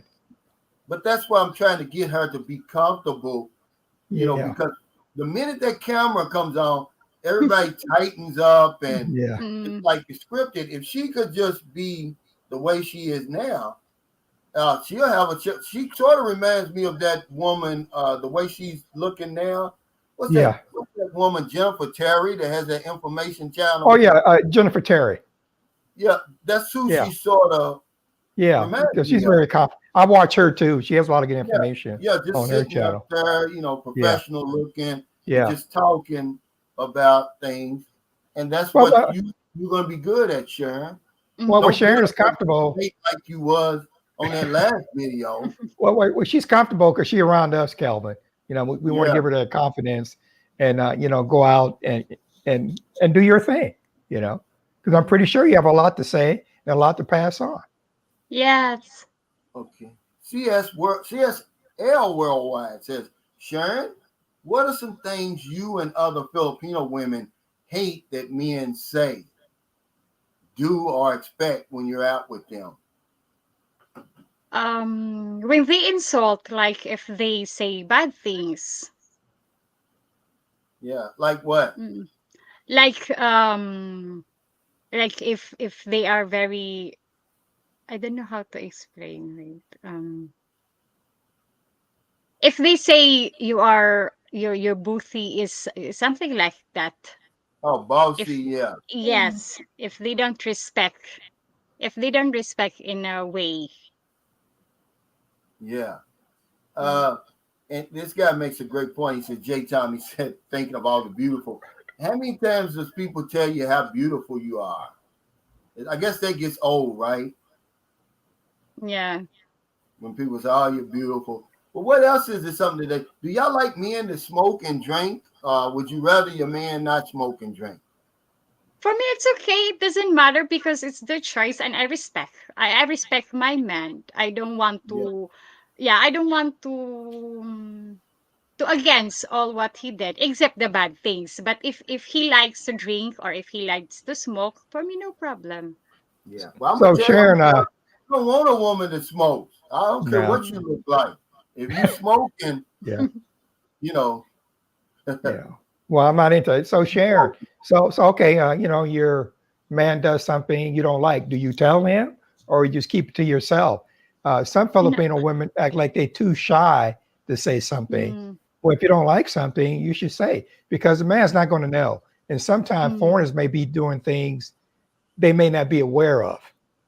yeah. And most guys appreciate it, you know, if you tell them if they're doing something wrong.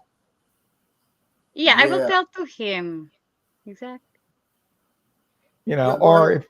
or if your man asks you where you want to go, you always say it's up to you, or do you tell him if you want to go out No, to a particular place? I will tell to him that I will go out on that place or something. Because you know, when I found out, I don't really think it's probably changed that much over the years. When I was Mm, back in my dating days, I used to ask the woman what you want to do. They'll say it's up to you. But if I'm asking you, I want to know, what do you want to do? mm, You want to catch a movie? You want to go here for burgers or what? But they always say it's up to you. And Yeah, now I really didn't like that. And that's why I was talking earlier about a one with a conversation, somebody could talk with, we could mm, communicate back and forth, not me call all the shots. Seem like I'm programming somebody that they want to do whatever I do. They like whatever it is I like. I didn't like that. I want to know what you like to do. mm. yeah. Timothy Bright, thanks for that super chat. He said, hey, I think I'm attractive. Big Shirley thinks so too, but if you got Big Shirley going on, hell, you might as well stay over there. He likes Big Shirley. But I think everybody's had a Big Shirley in their life, believe it or not. But I, it's something we don't want to talk about. yeah. Yeah. Okay. He says, Daryl says, you hit the nail on the head, Fred. Sharon has a wonderful personality. Now, let me ask you a question, Sharon. You don't have to answer this. How long has it been since you've been out on a date? Since my deceased husband passed last 2020. 2020? Yeah. Oh, okay. So that's 2 years ago. Yeah, 2 years ago, I only stay at home and going out when buy something outside, going to public market or in the mall. That's why I am a little ashamed to be in front of camera because I am not used camera before, or I've never been in the interview or something that. Yeah. Mm. Okay. So Sharon, what made you decide to start a YouTube channel? No, I decided to make a YouTube channel because I would like to share my life experience. I would like to Yes. share also, the culture of the Yeah. Philippines, the health, the people living here, so Yeah. that and give ideas also to foreign people about the little attitude of Filipina Yes. woman, so that when they will come here, they will not be surprised. They can adjust or they can adapt what they will gonna do because they know a little bit about Philippines and about Yeah. a Filipina woman attitude. Yeah. He asked, it says, what's a woman thinking doing Tampo? And what snaps her out of it? Doing tampo is like saying, if you not agree to each other. So what is Tampo? They just be quiet or something? Or Yeah, tampo is like we don't speak to our partner. We keep silence. We don't say nothing, no conversation, or we even if he ignore. says, hey, Sharon, can you bring me a cup of coffee? You won't do it. No, we do it, but I don't know. Yeah. I don't know if if the other Filipino woman do it, but me for myself I do it. Even if I have in tampo, but if my husband or my boyfriend asks me to make a cup of coffee, I will do it. But no conversation, just to make it and put the coffee on the table, but no conversation. So what makes you snap out of it when you calm down or something? Yeah, it will come down in a little seconds or a little minutes. It will not stay a very long time because it's not good to stay a Right. very long time when you have tampo because it's not good in relationship. So you must fix it earlier, or you must take out of yourself the tampo because tampo is not so very good. Yeah. So what made you go back on the dating sites? What made you get back on the dating or get on the dating site? Now, for me to go back to the dating site for to have a companion again, and to have a man with me, and Yeah. to be my partner for my whole life, because my daughter, I don't have my daughter for my whole life. When she will get married soon, she will left me. So I don't want Mm. to be alone in my whole life. Now, be honest, do you get a lot of attention on those sites? Yeah, for now, I don't register in the dating site. I just let a few time because it 2 years ago since my deceased husband's left, and then I respect him. So maybe next year or this end of this year. Yeah, no, but what I'm saying is, do you get a lot of attention? Do you get a lot of smiles and messages and stuff? Ah, yes, How do yes. y'all go through? How do y'all go through all those messages? I'm sure y'all get a lot of messages. What do you do? Do you go through all of them or not? No, we will answer all the question. I mean all the message, but Wow. not in one day. Yeah, but you eventually will. Yes. And then you start probably weeding out the ones you really don't want to talk with, the ones that maybe don't talk Mm, nice, or the ones you think yes. are just there for Mm, games. So, you yeah. start, weeding them out. Yeah. Yes. See, we say that Filipinos ask for money, right? But we'll ask for naked pictures and stuff. It's really like the same thing. So if you're a foreign man and you start asking, hey, let's play peekaboo on the first night, Mm, that's a red flag for her. It's the same thing as if she asked you for money on the first night. mm, I mean, so it's just something you have to, keep in Yeah. consideration. yes. I had a friend of mine, he was telling me, because I talked to him quite a bit, he's more or less on the dating sites, and you say you get these sob stories, and you got this picture of this lady with her so-called grandmother. You can tell it was Yeah, Photoshop. Was it photo snap or shot, whatever they yeah, call that? Photoshop, yeah. Yeah, and all this stuff, So he had me laughing. Some of the stories he tells me, you know, in his quest to find him a nice lady, you know. So I Yeah. don't know, it's just funny sometimes. TJ says, thanks for that super chat, brother. He says, up to you sets me off, but I know some difference is unavoidable because some women expect you to take the initiative in the Philippines. Most girls I've dated are ambivalent as long as we're doing something together. Yeah, but when you're the visitor here and you don't really know what to do, you're in her home country. Yep. You would think she would say, because it happens with me and Merlin all the time. Now, I told Merlin, okay, when I came back, when Merlin met me in Manila, June the 24th, Yeah. Ruby's birthday is August the 12th. I said, well, what are we going to do? That's up to you, right? Up to you That's and it. putting it out. Now, here it is Tuesday, and Booby's birthday is Wednesday. So I just said, look, we're going to Meg's. Call Meg's, get that set up. We'll do it like that. If you can help with it. I ain't going to keep on that. Well, what do you think? What do you do? We do this, we do that. No. So sometimes, guys, you just have to take the initiative over here. Yeah. Because, that up to you will drive you crazy. Yep, it will. What do you mean up to you? I just got off the plane. What it is up to me.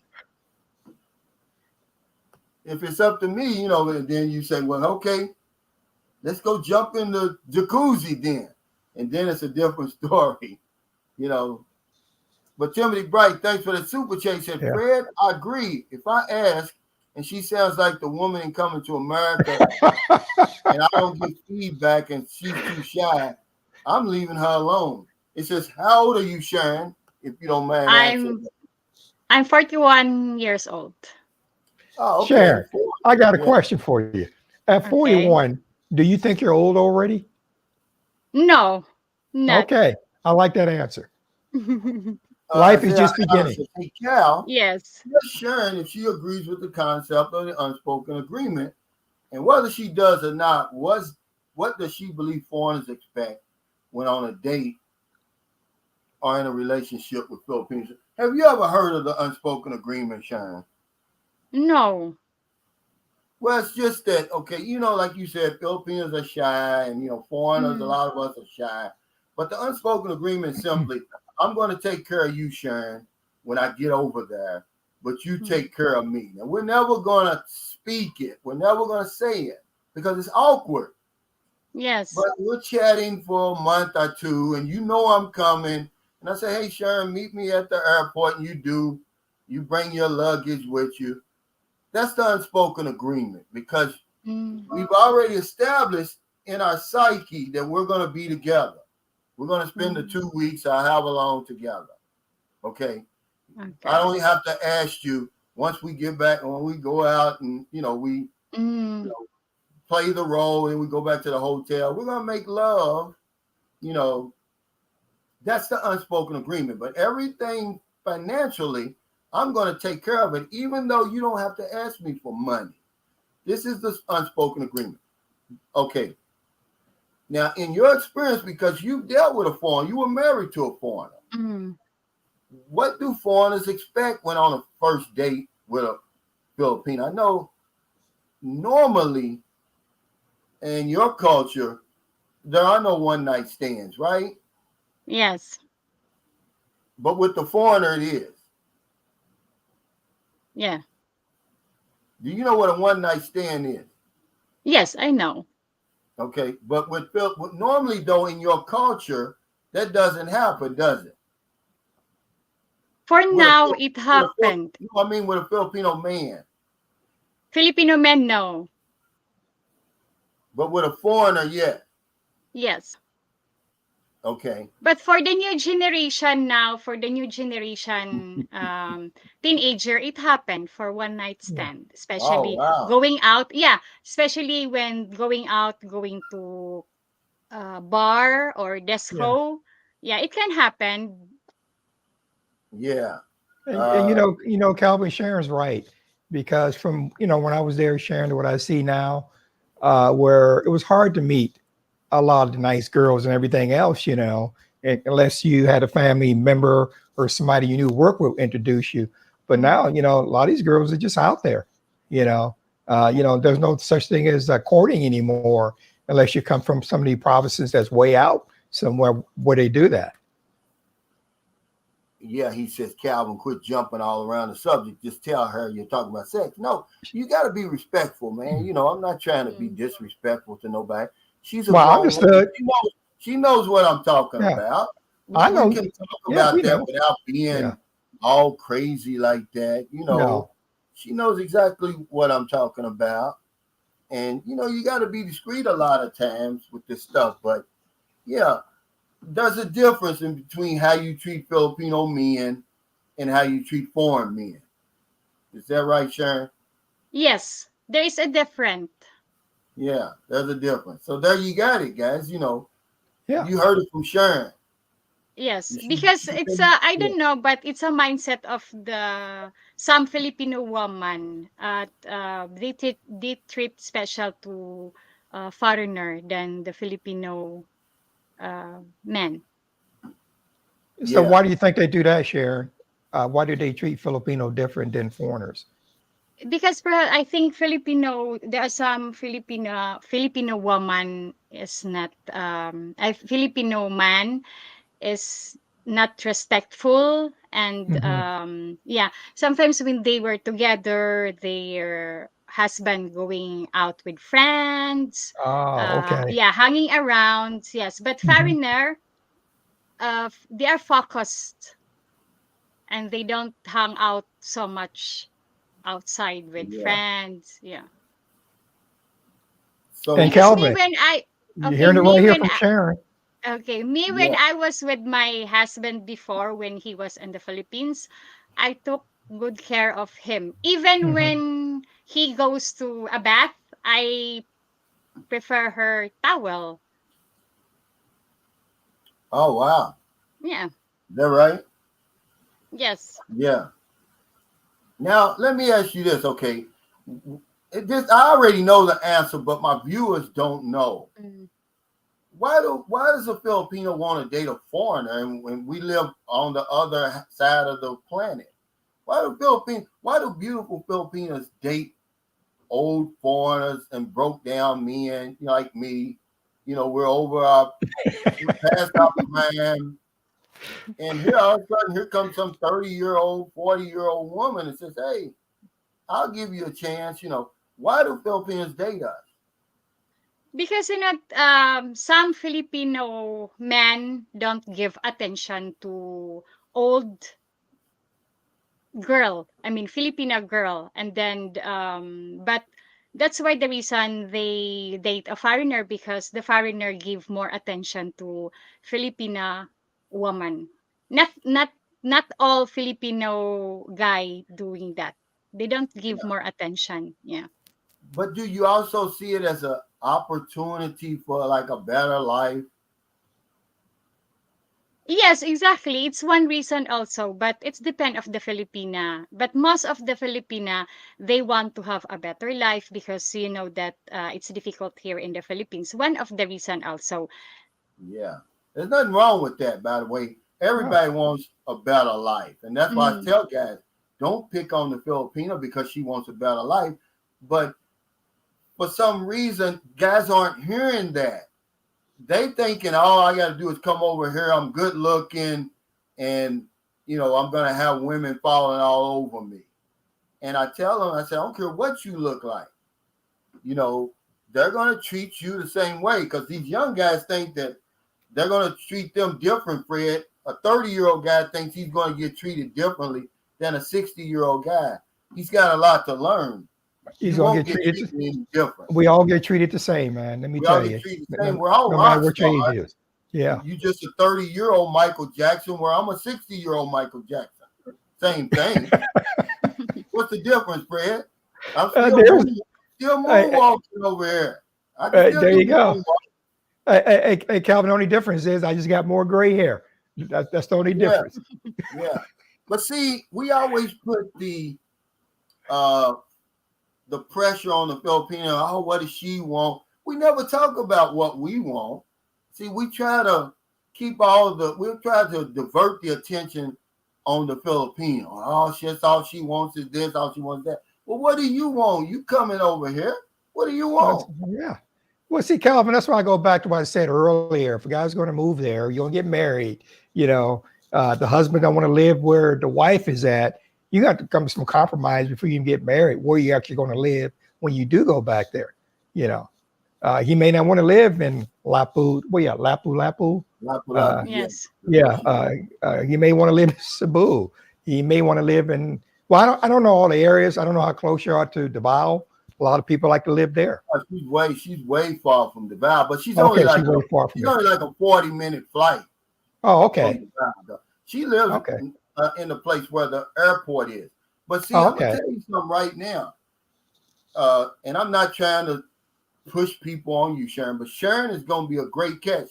She's about as good of a catch as you're gonna find over here, guys. Look, she's attractive, she's young, she's 40.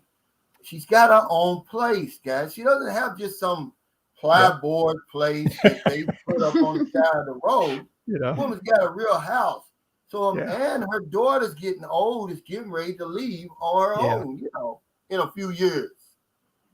Yeah. That's a really good catch right there over here in the Yeah. Philippines.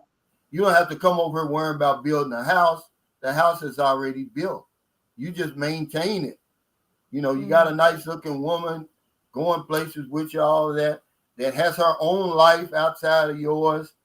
I'm gonna tell you, she's a good catch. And I'm not a matchmaker. I'm just now that you've got something to weigh it up against. You got the two girls and you got Sharon.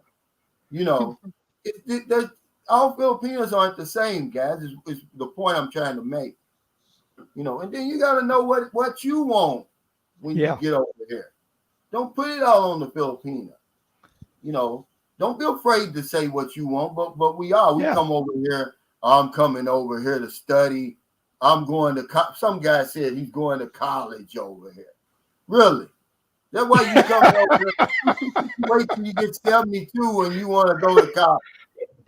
If you want to convince yourself, well, that's why you're here. But everybody else knows why you're here. Why do foreign men come to the Philippines, Sharon? Because they want to explore Philippines, the beaches, the culture, and find a right woman to be in her life. Yeah, that And yes, probably should have been number one, mm, Sharon. Timothy Bright, thanks for the super chat. Says, Fred, tell all the fellas, Sharon's my girlfriend. Man, I know Sharon. You'll be careful. But this guy I want to go back to what he said. This is a good thing right here. He said a Filipino wants a better life Yeah. and the foreigner wants a better wife. See, that's pretty good right there. And I think that about sums it up. But we're afraid to say that. we're afraid to say why we're coming over. We want to, talk about, oh, that's all she wants is your money and this and that. Well, what do you want? You want the honey, but we're afraid to say it, Fred. Yeah, Calvin, it seems like no matter what country you live in, you got your good, you got your bad. Women, no matter what country, some want your money. Okay. Some don't. Yeah. But the thing is, the Philippines always seems to get a bad rap because of what a few bad Filipinos may do.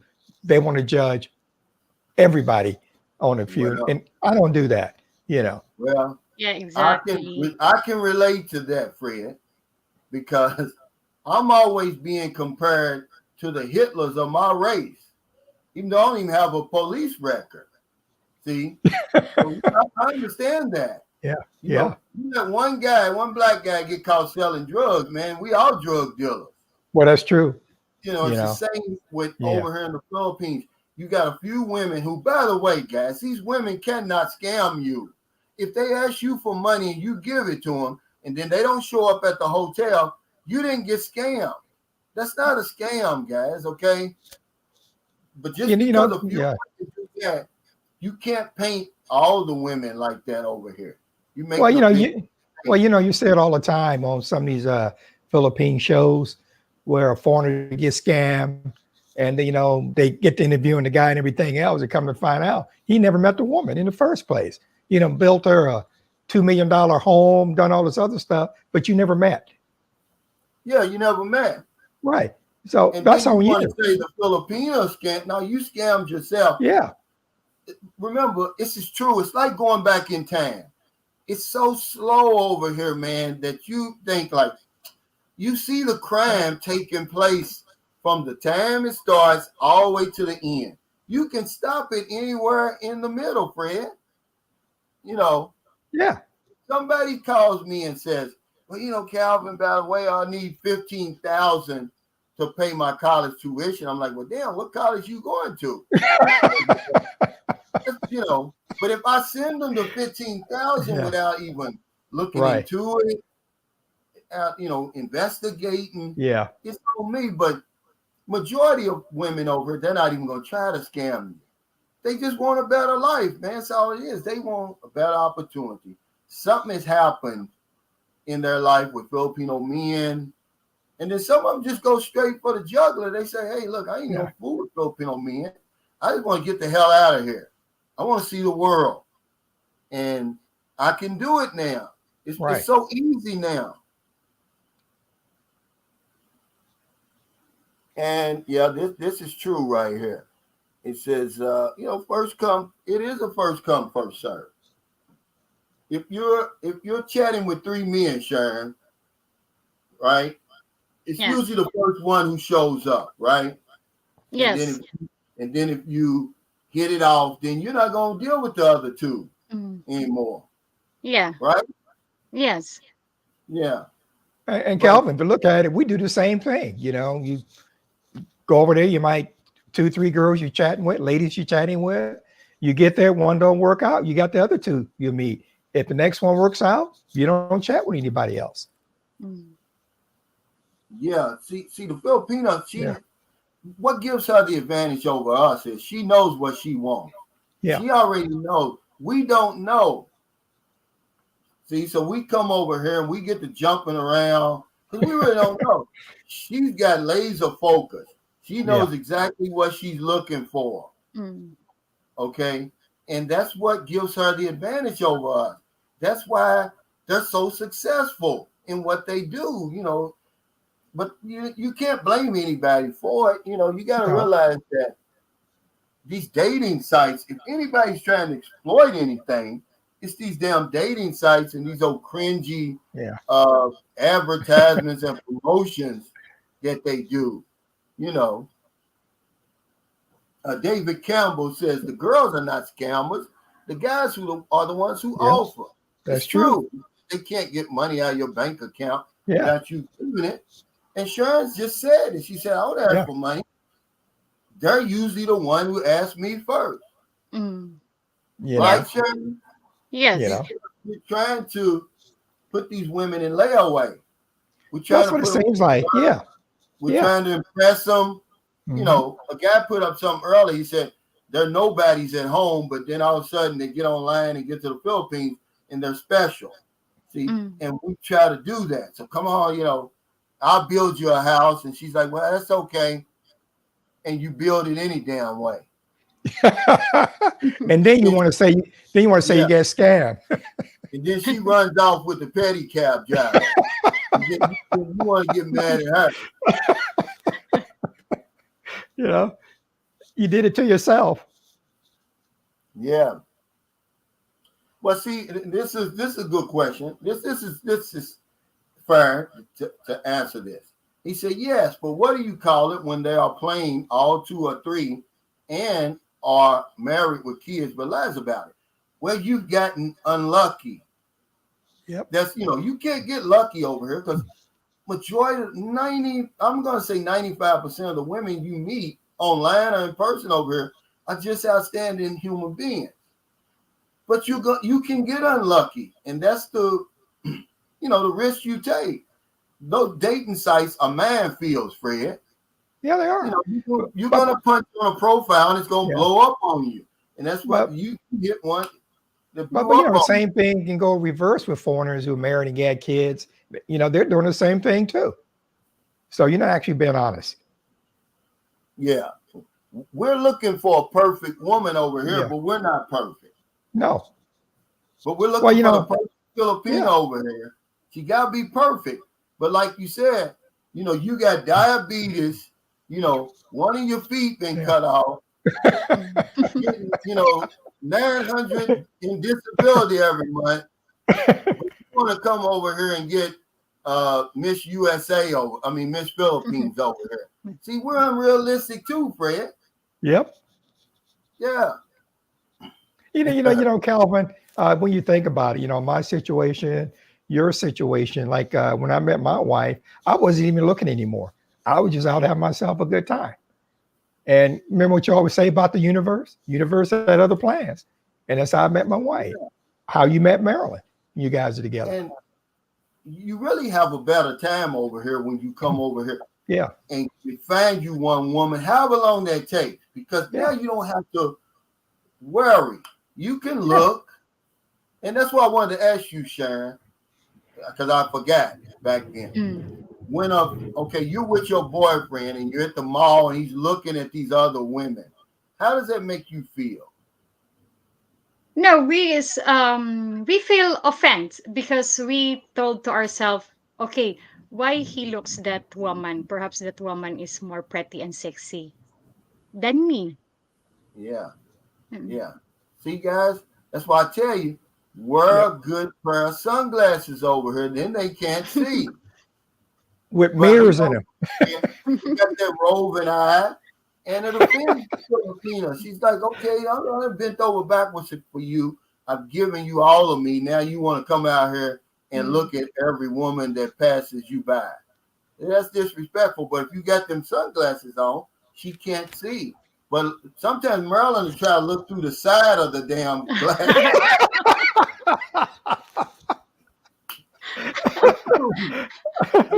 Decide to see what you're doing. Hey, Franz, thanks for that super chat. He said, what's up, Cal, on the panel? He said, can't wait to make it back in a few weeks. I know you can, man, you know, and he can bear witness to what it's like to be over here, man. There's nothing like the Philippines, man. You can go to all those other places, Fred, and there's nothing wrong with those other places. But when you come over here, it's going to stand out, man. Of course it is. Say, places different than all of. I've been to Rio de Janeiro. I've been to Cartagena, Colombia, Cancun, Mexico, Playa del Carmen, Mombasa, Kenya, Naples, Italy, Rome, London, all those places. But none of them grabbed a hold of me and said, I want to live here like this place did. You know, it don't hurt really that, you know, Texas Azoi said something one time, man, that made a lot of sense. He said, I'm happy with my woman. He said, but man, I get to look at all these beautiful women every single day. He said, and for a man, you can't ask for any more than that. And even in a little small place like St. Carlos City, I can walk from here to the mall And boy, you get an eye full every single day, man. You know, it's just how it is. But yeah, Franz, man, we'll be here when you get back. Have you seen any of these giant bats flying around, Sharon? Do they got them in Lapu Lapu? No, Those big fruit bats? no. They actually got them down in the Longo Pole, on a Navy base. Yeah. Bunch of them down there. Yeah, I know that they got some in Negros Occidental and Oriental. I haven't seen one, but I think this is where that moo comes from. Yeah. You know, the Philippines, they'll make up some stuff because these things, Fred, are 4 feet. Yeah, I know. But this one place they took me to, it must have been, it was thousands of them, man, hanging off this thing, when I saw it. I ain't never seen that many bats. Yeah, they'll scare you. But this guy makes a good point. He said, for King Barstow, he said, your guest is a very attractive lady. She looks like a light-skinned black woman. Well, see, that's another reason why I like the Philippines, because, see, my mother was fair-skinned, and we were really tight, and I see my mother at least once a month over here, Fred. I'll see somebody that looks just like my mother over here, at least once a month. Because my mother only weighed about 120 pounds. Yeah. She, had the same type of hair as Filipino. But yeah, you're right. And I've got a sister that way too. I'm glad he brought this up right here. I'm glad you brought this up. It's not about the mosquitoes though, but I'll put it right here. A guy called me yesterday. He's in Angeles City, Fred. He said, why didn't you warn me about these damn flies over here?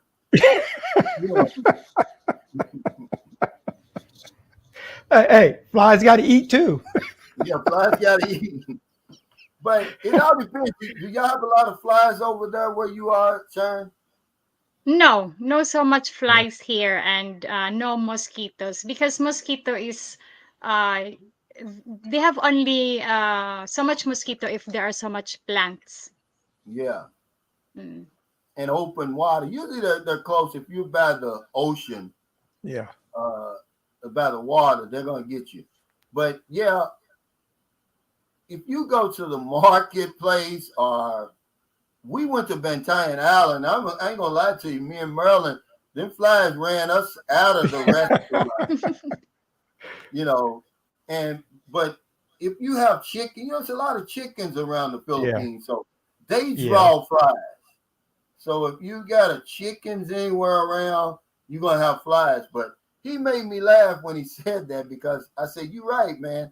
I should tell people, I should put them on the alert that at some places you go to, these flies can get bad, man.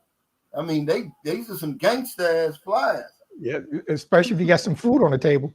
Oh, man. Actually, I was watching Danny's blog this morning. He was having breakfast outside. There flies all over the place. I'm not even sure if he got a chance to eat.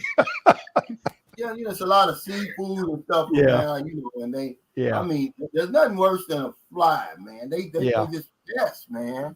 Yeah. So Sharon, I'm not familiar with your area. Is that a city nearby? Are you in the province, or you in the barrio where you live? No, it's a city. It's a city of Lapu-Lapu. Okay. Yeah. Now, that's why you don't want to kill a lot of, you don't want to bother these little geckos over here. No. Because they eat up a lot of bugs and stuff. Now, I don't know if they eat flies. I wish they did, but I don't know if they do, Fred. But we've got some frogs out here, and I know they eat flies. But, yeah, you don't want to fool with them little geckos. Now, I was over Devon Florence and his wife. They're here now in St. Carlos City. That's where she was born. Oh, okay. We went to their family. They got like a, compound and Sunday. And we were talking about that. And he said, yeah, Calvin. He said, but we've got the big ones here. And I was like, where? I'm looking all around because if I see one, I told him, I said, if I see one, I'm going home. It was the big ones about this big and about this wide. and they Whoa. just look at you with them white eyes. And I mean, it's Yeah. scary. You don't want to run him, but you don't want to fool with them, guys. Just leave them alone. Hey, Timothy Bright, thanks for the super chat. Sharon, I have a sense of humor. Cal knows this. I'm one of his loyal subscribers. I'm asking for everyone, but Sharon, would you remarry and have another child? Would you, Sharon, with the right man? Yes, why not? When the time will come. Yeah. Now, what are some of the superstitions, Sharon? Because we got about 15 minutes left, but we can talk about Okay. anything. What's some of the superstitions y'all got over here? Superstitious here, it's like Filipino always believe that there are dwarf. Yeah, there are dwarf, and then if something happen, if there is somebody sick, they say that there is a person who play with the health of other person. It's something like that. That's a superstition. Then there is I don't know how to say monster, or like monster in the darkness. Yeah. What's the Mm. other name for the monster? Not the moo moo, but what else is another name? Yeah, mumu, or I don't know how to say, white lady, black lady. Yeah. Yeah, they Mm. always see that white lady, and then Yeah. Merlin's trying to convince me. I said, no, I don't see it. But they'll Yeah. show you on Facebook. They showing that lady. I said, that's something that they done photoshopped in there. But they'll believe on it. They'll believe that stuff. Well, Sharon, I just saw one lady I dated back in the day. She believed in vampires, because Yeah, Ash One. Ash yeah, that's One. all. So Yeah. I went by to pick her up from work. She gets in the car, man. Seriously, I smell all this garlic. I said, "What the heck is this?"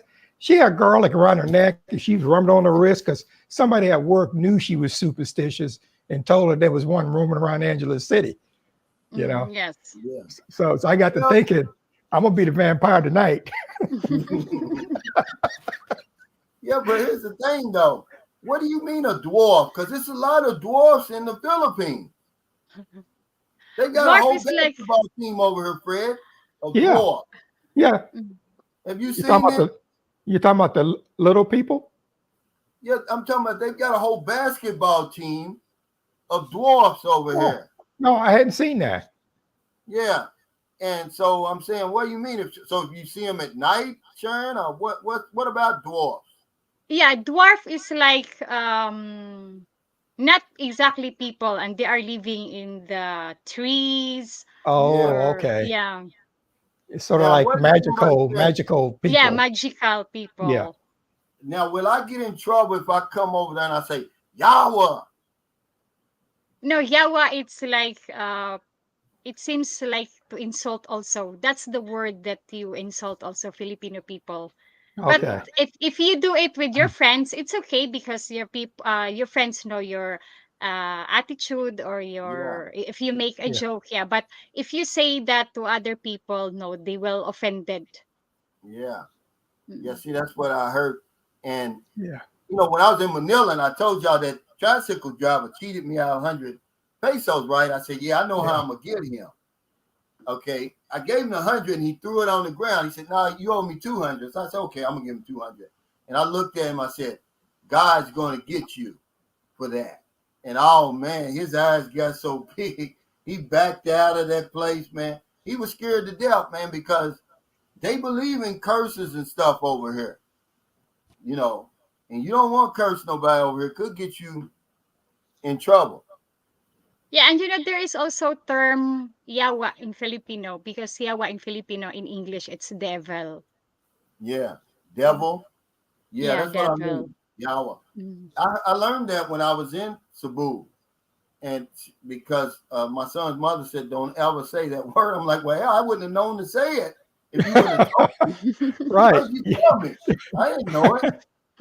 He said, don't ever say Yahweh. And I'm like, well, thanks. Now it's in So my so head. uh so Sharon, a lot of people believe in fortune telling. They go see the fortune teller, or I don't know what name it. Do people believe in that? Is that Yes, okay? there are still people believing in fortune, but me, I don't believe 100%. Because fortune, it's not the way, I mean, no people can read your fortune. It's your choice if what fortune you will have in your life. But a lot of people believe that. Oh, Sharon, one of the other Yeah. superstitions that I hear, like I think Calvin, you might know this one too. Like when you get to the new year, even if people have a lot of money, they buy this type of fruit or Yeah, something. Yeah. 13, It's supposed to be, you know 13 what I'm fruit. talking about? Yeah, Yeah, yeah, Yes, it's a 13 of 'em. circle fruits. Yeah, then you yeah. put So money, you got money, certain kind of Mm, money you put, and it's a it's yeah, it's a supposed to lot. be, If yeah, you don't, superstitious that you're yeah, gonna have good luck the next year if you do all this. So a lot of superstitions. yes. yes, I, yes, actually, I remember this one place I lived at, and I had a landlord. He was Filipino, but he would never take money at night. If I Mm, paid him the rent, I always had to pay it during the daytime. And yeah, yeah. somebody told me what the superstition was. I don't remember what it was, but he would never take money during the day. If he collected rent, I mean at night, he would all collect rent during the daytime, but mm. never at night. Yeah, and then they're supposed Yes. to. You're not supposed to sweep at night and all that. And when I was down in Zamboanga on Tuesday and Friday, you're not supposed to take a shower. I'd be like, I'll be damn. I'm gonna have to go Oh, toe to well, toe with whoever this damn yeah, monster or whoever it is yeah. getting in there. Yeah.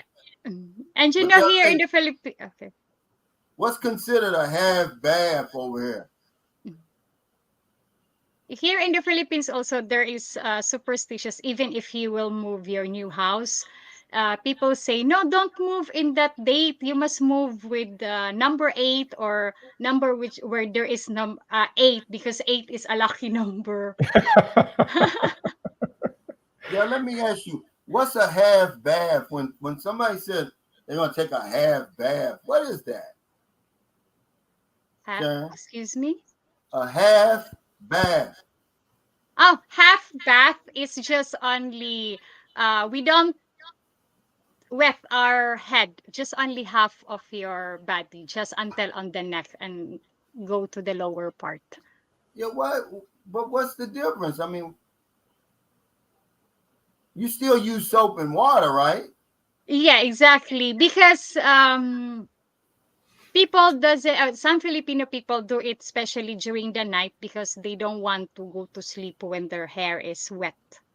Oh, okay. Mm. Oh, okay.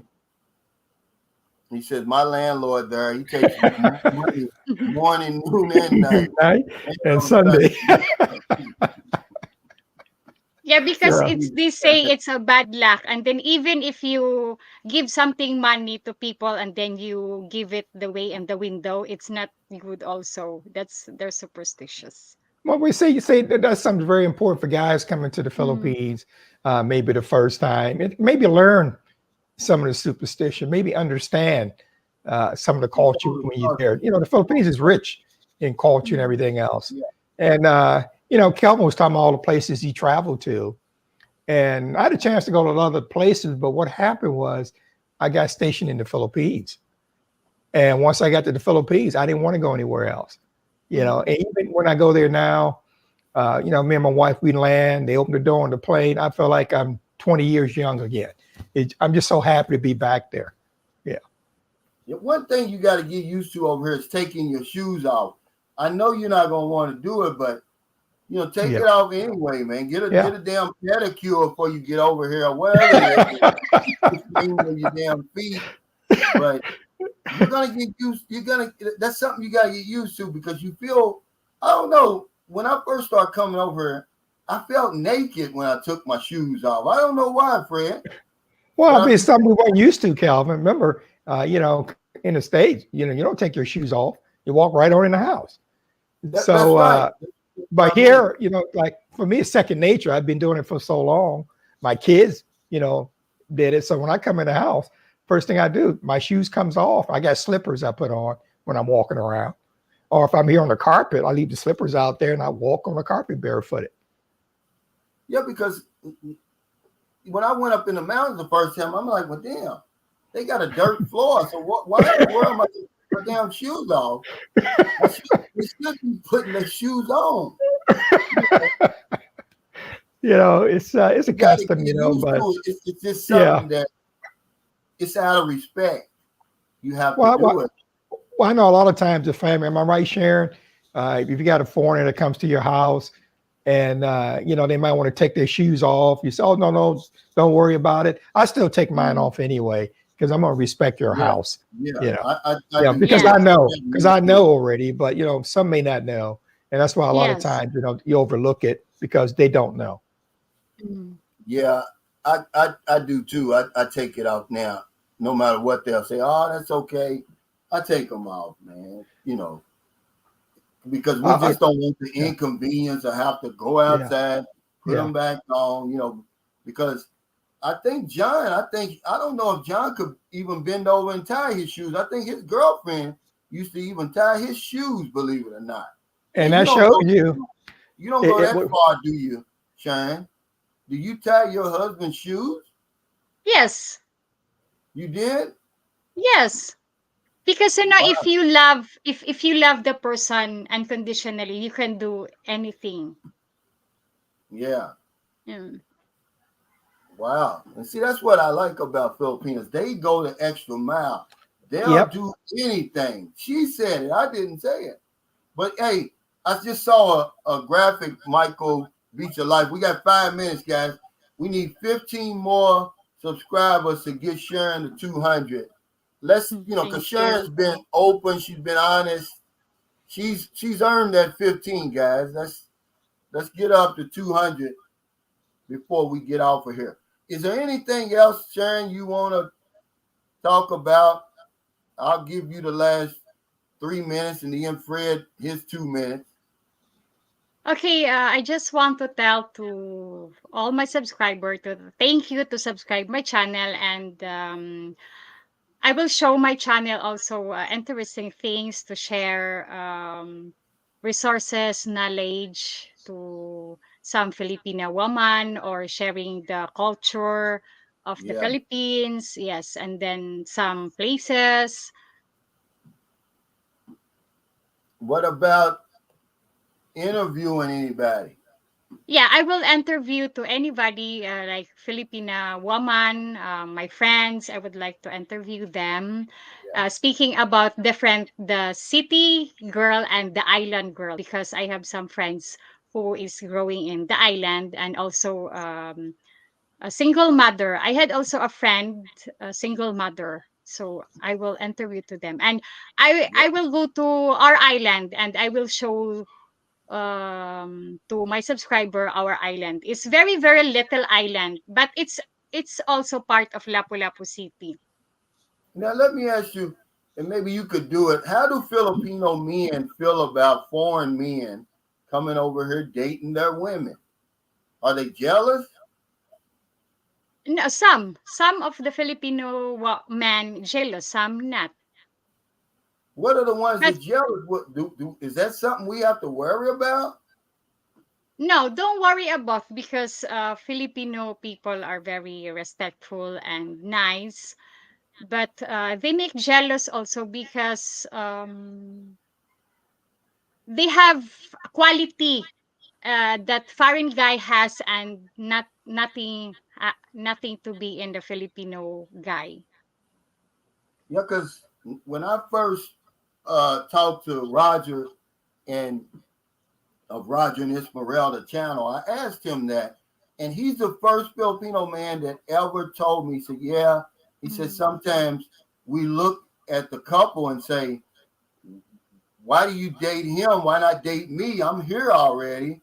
I'm here all the mm, time." And he said, I said, "Well, what do you think when you see a foreigner and a Filipino?" He said, "It's all about the money." mm. Um, and he was being honest about it. So I guess, but they'll never really show it. They won't say anything to you. No Yeah. one's ever said anything to me.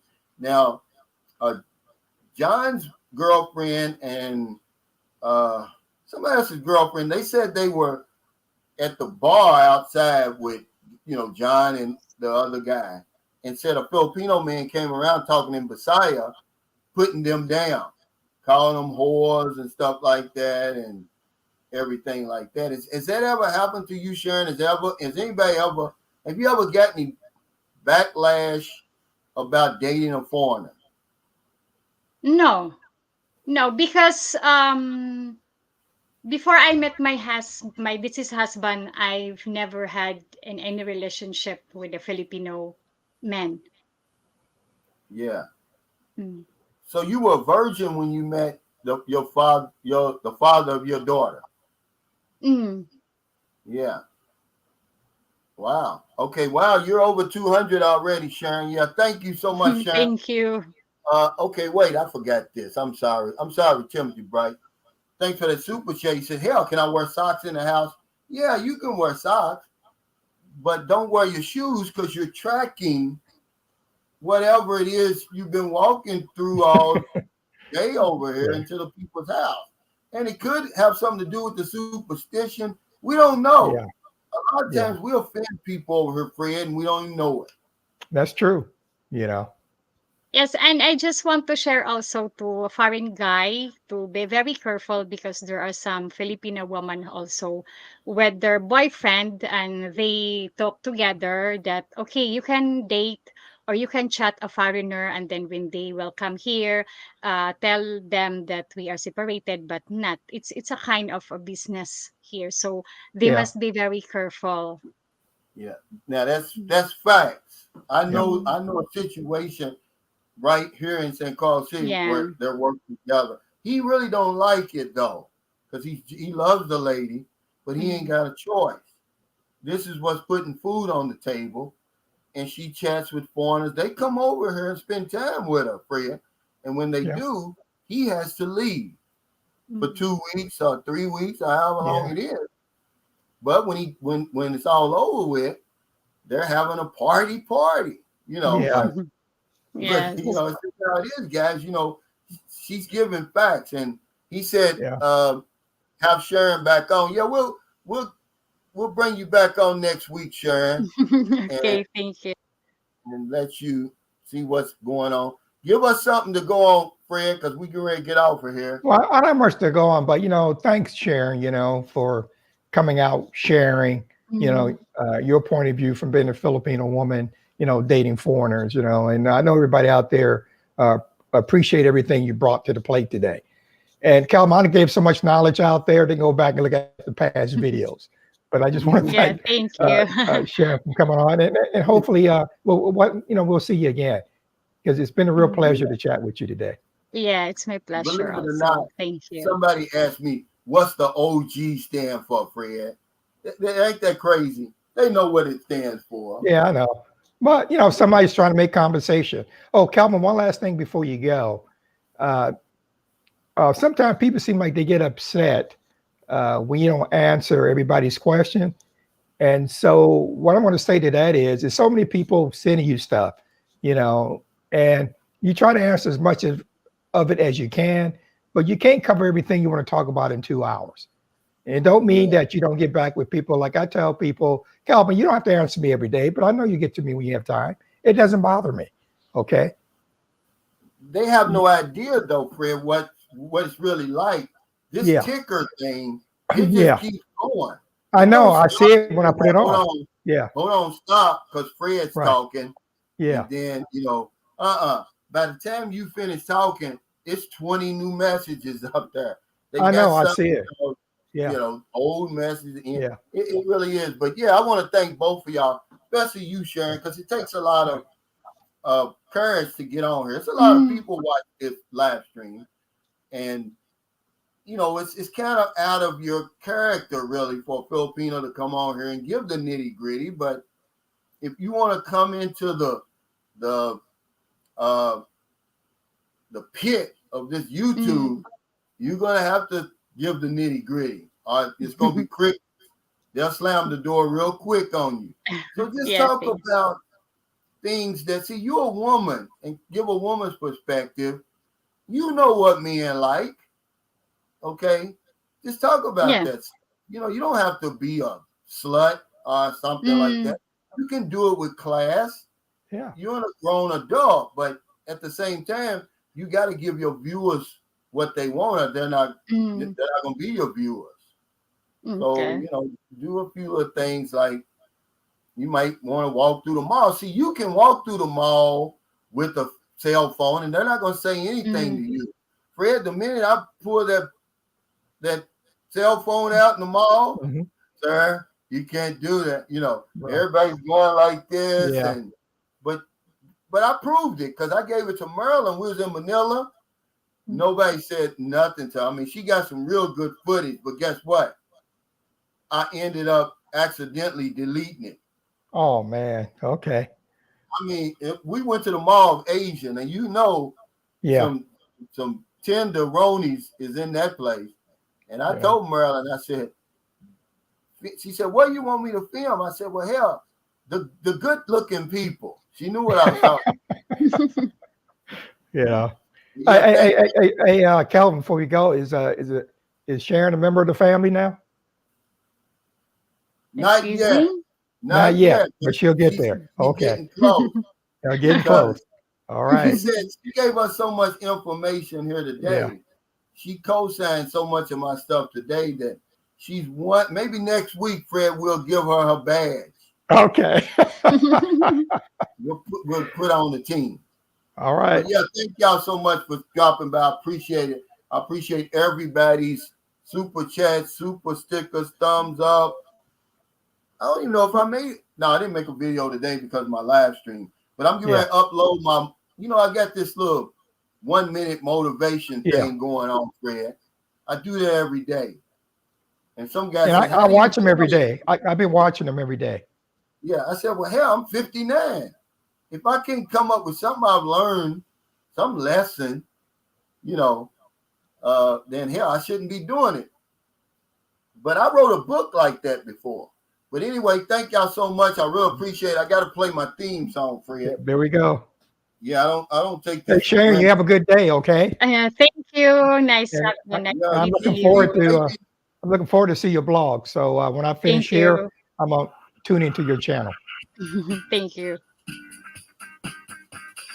The real nitty gritty. Boots on the ground. The real nitty gritty. Boots on the ground. The real nitty gritty.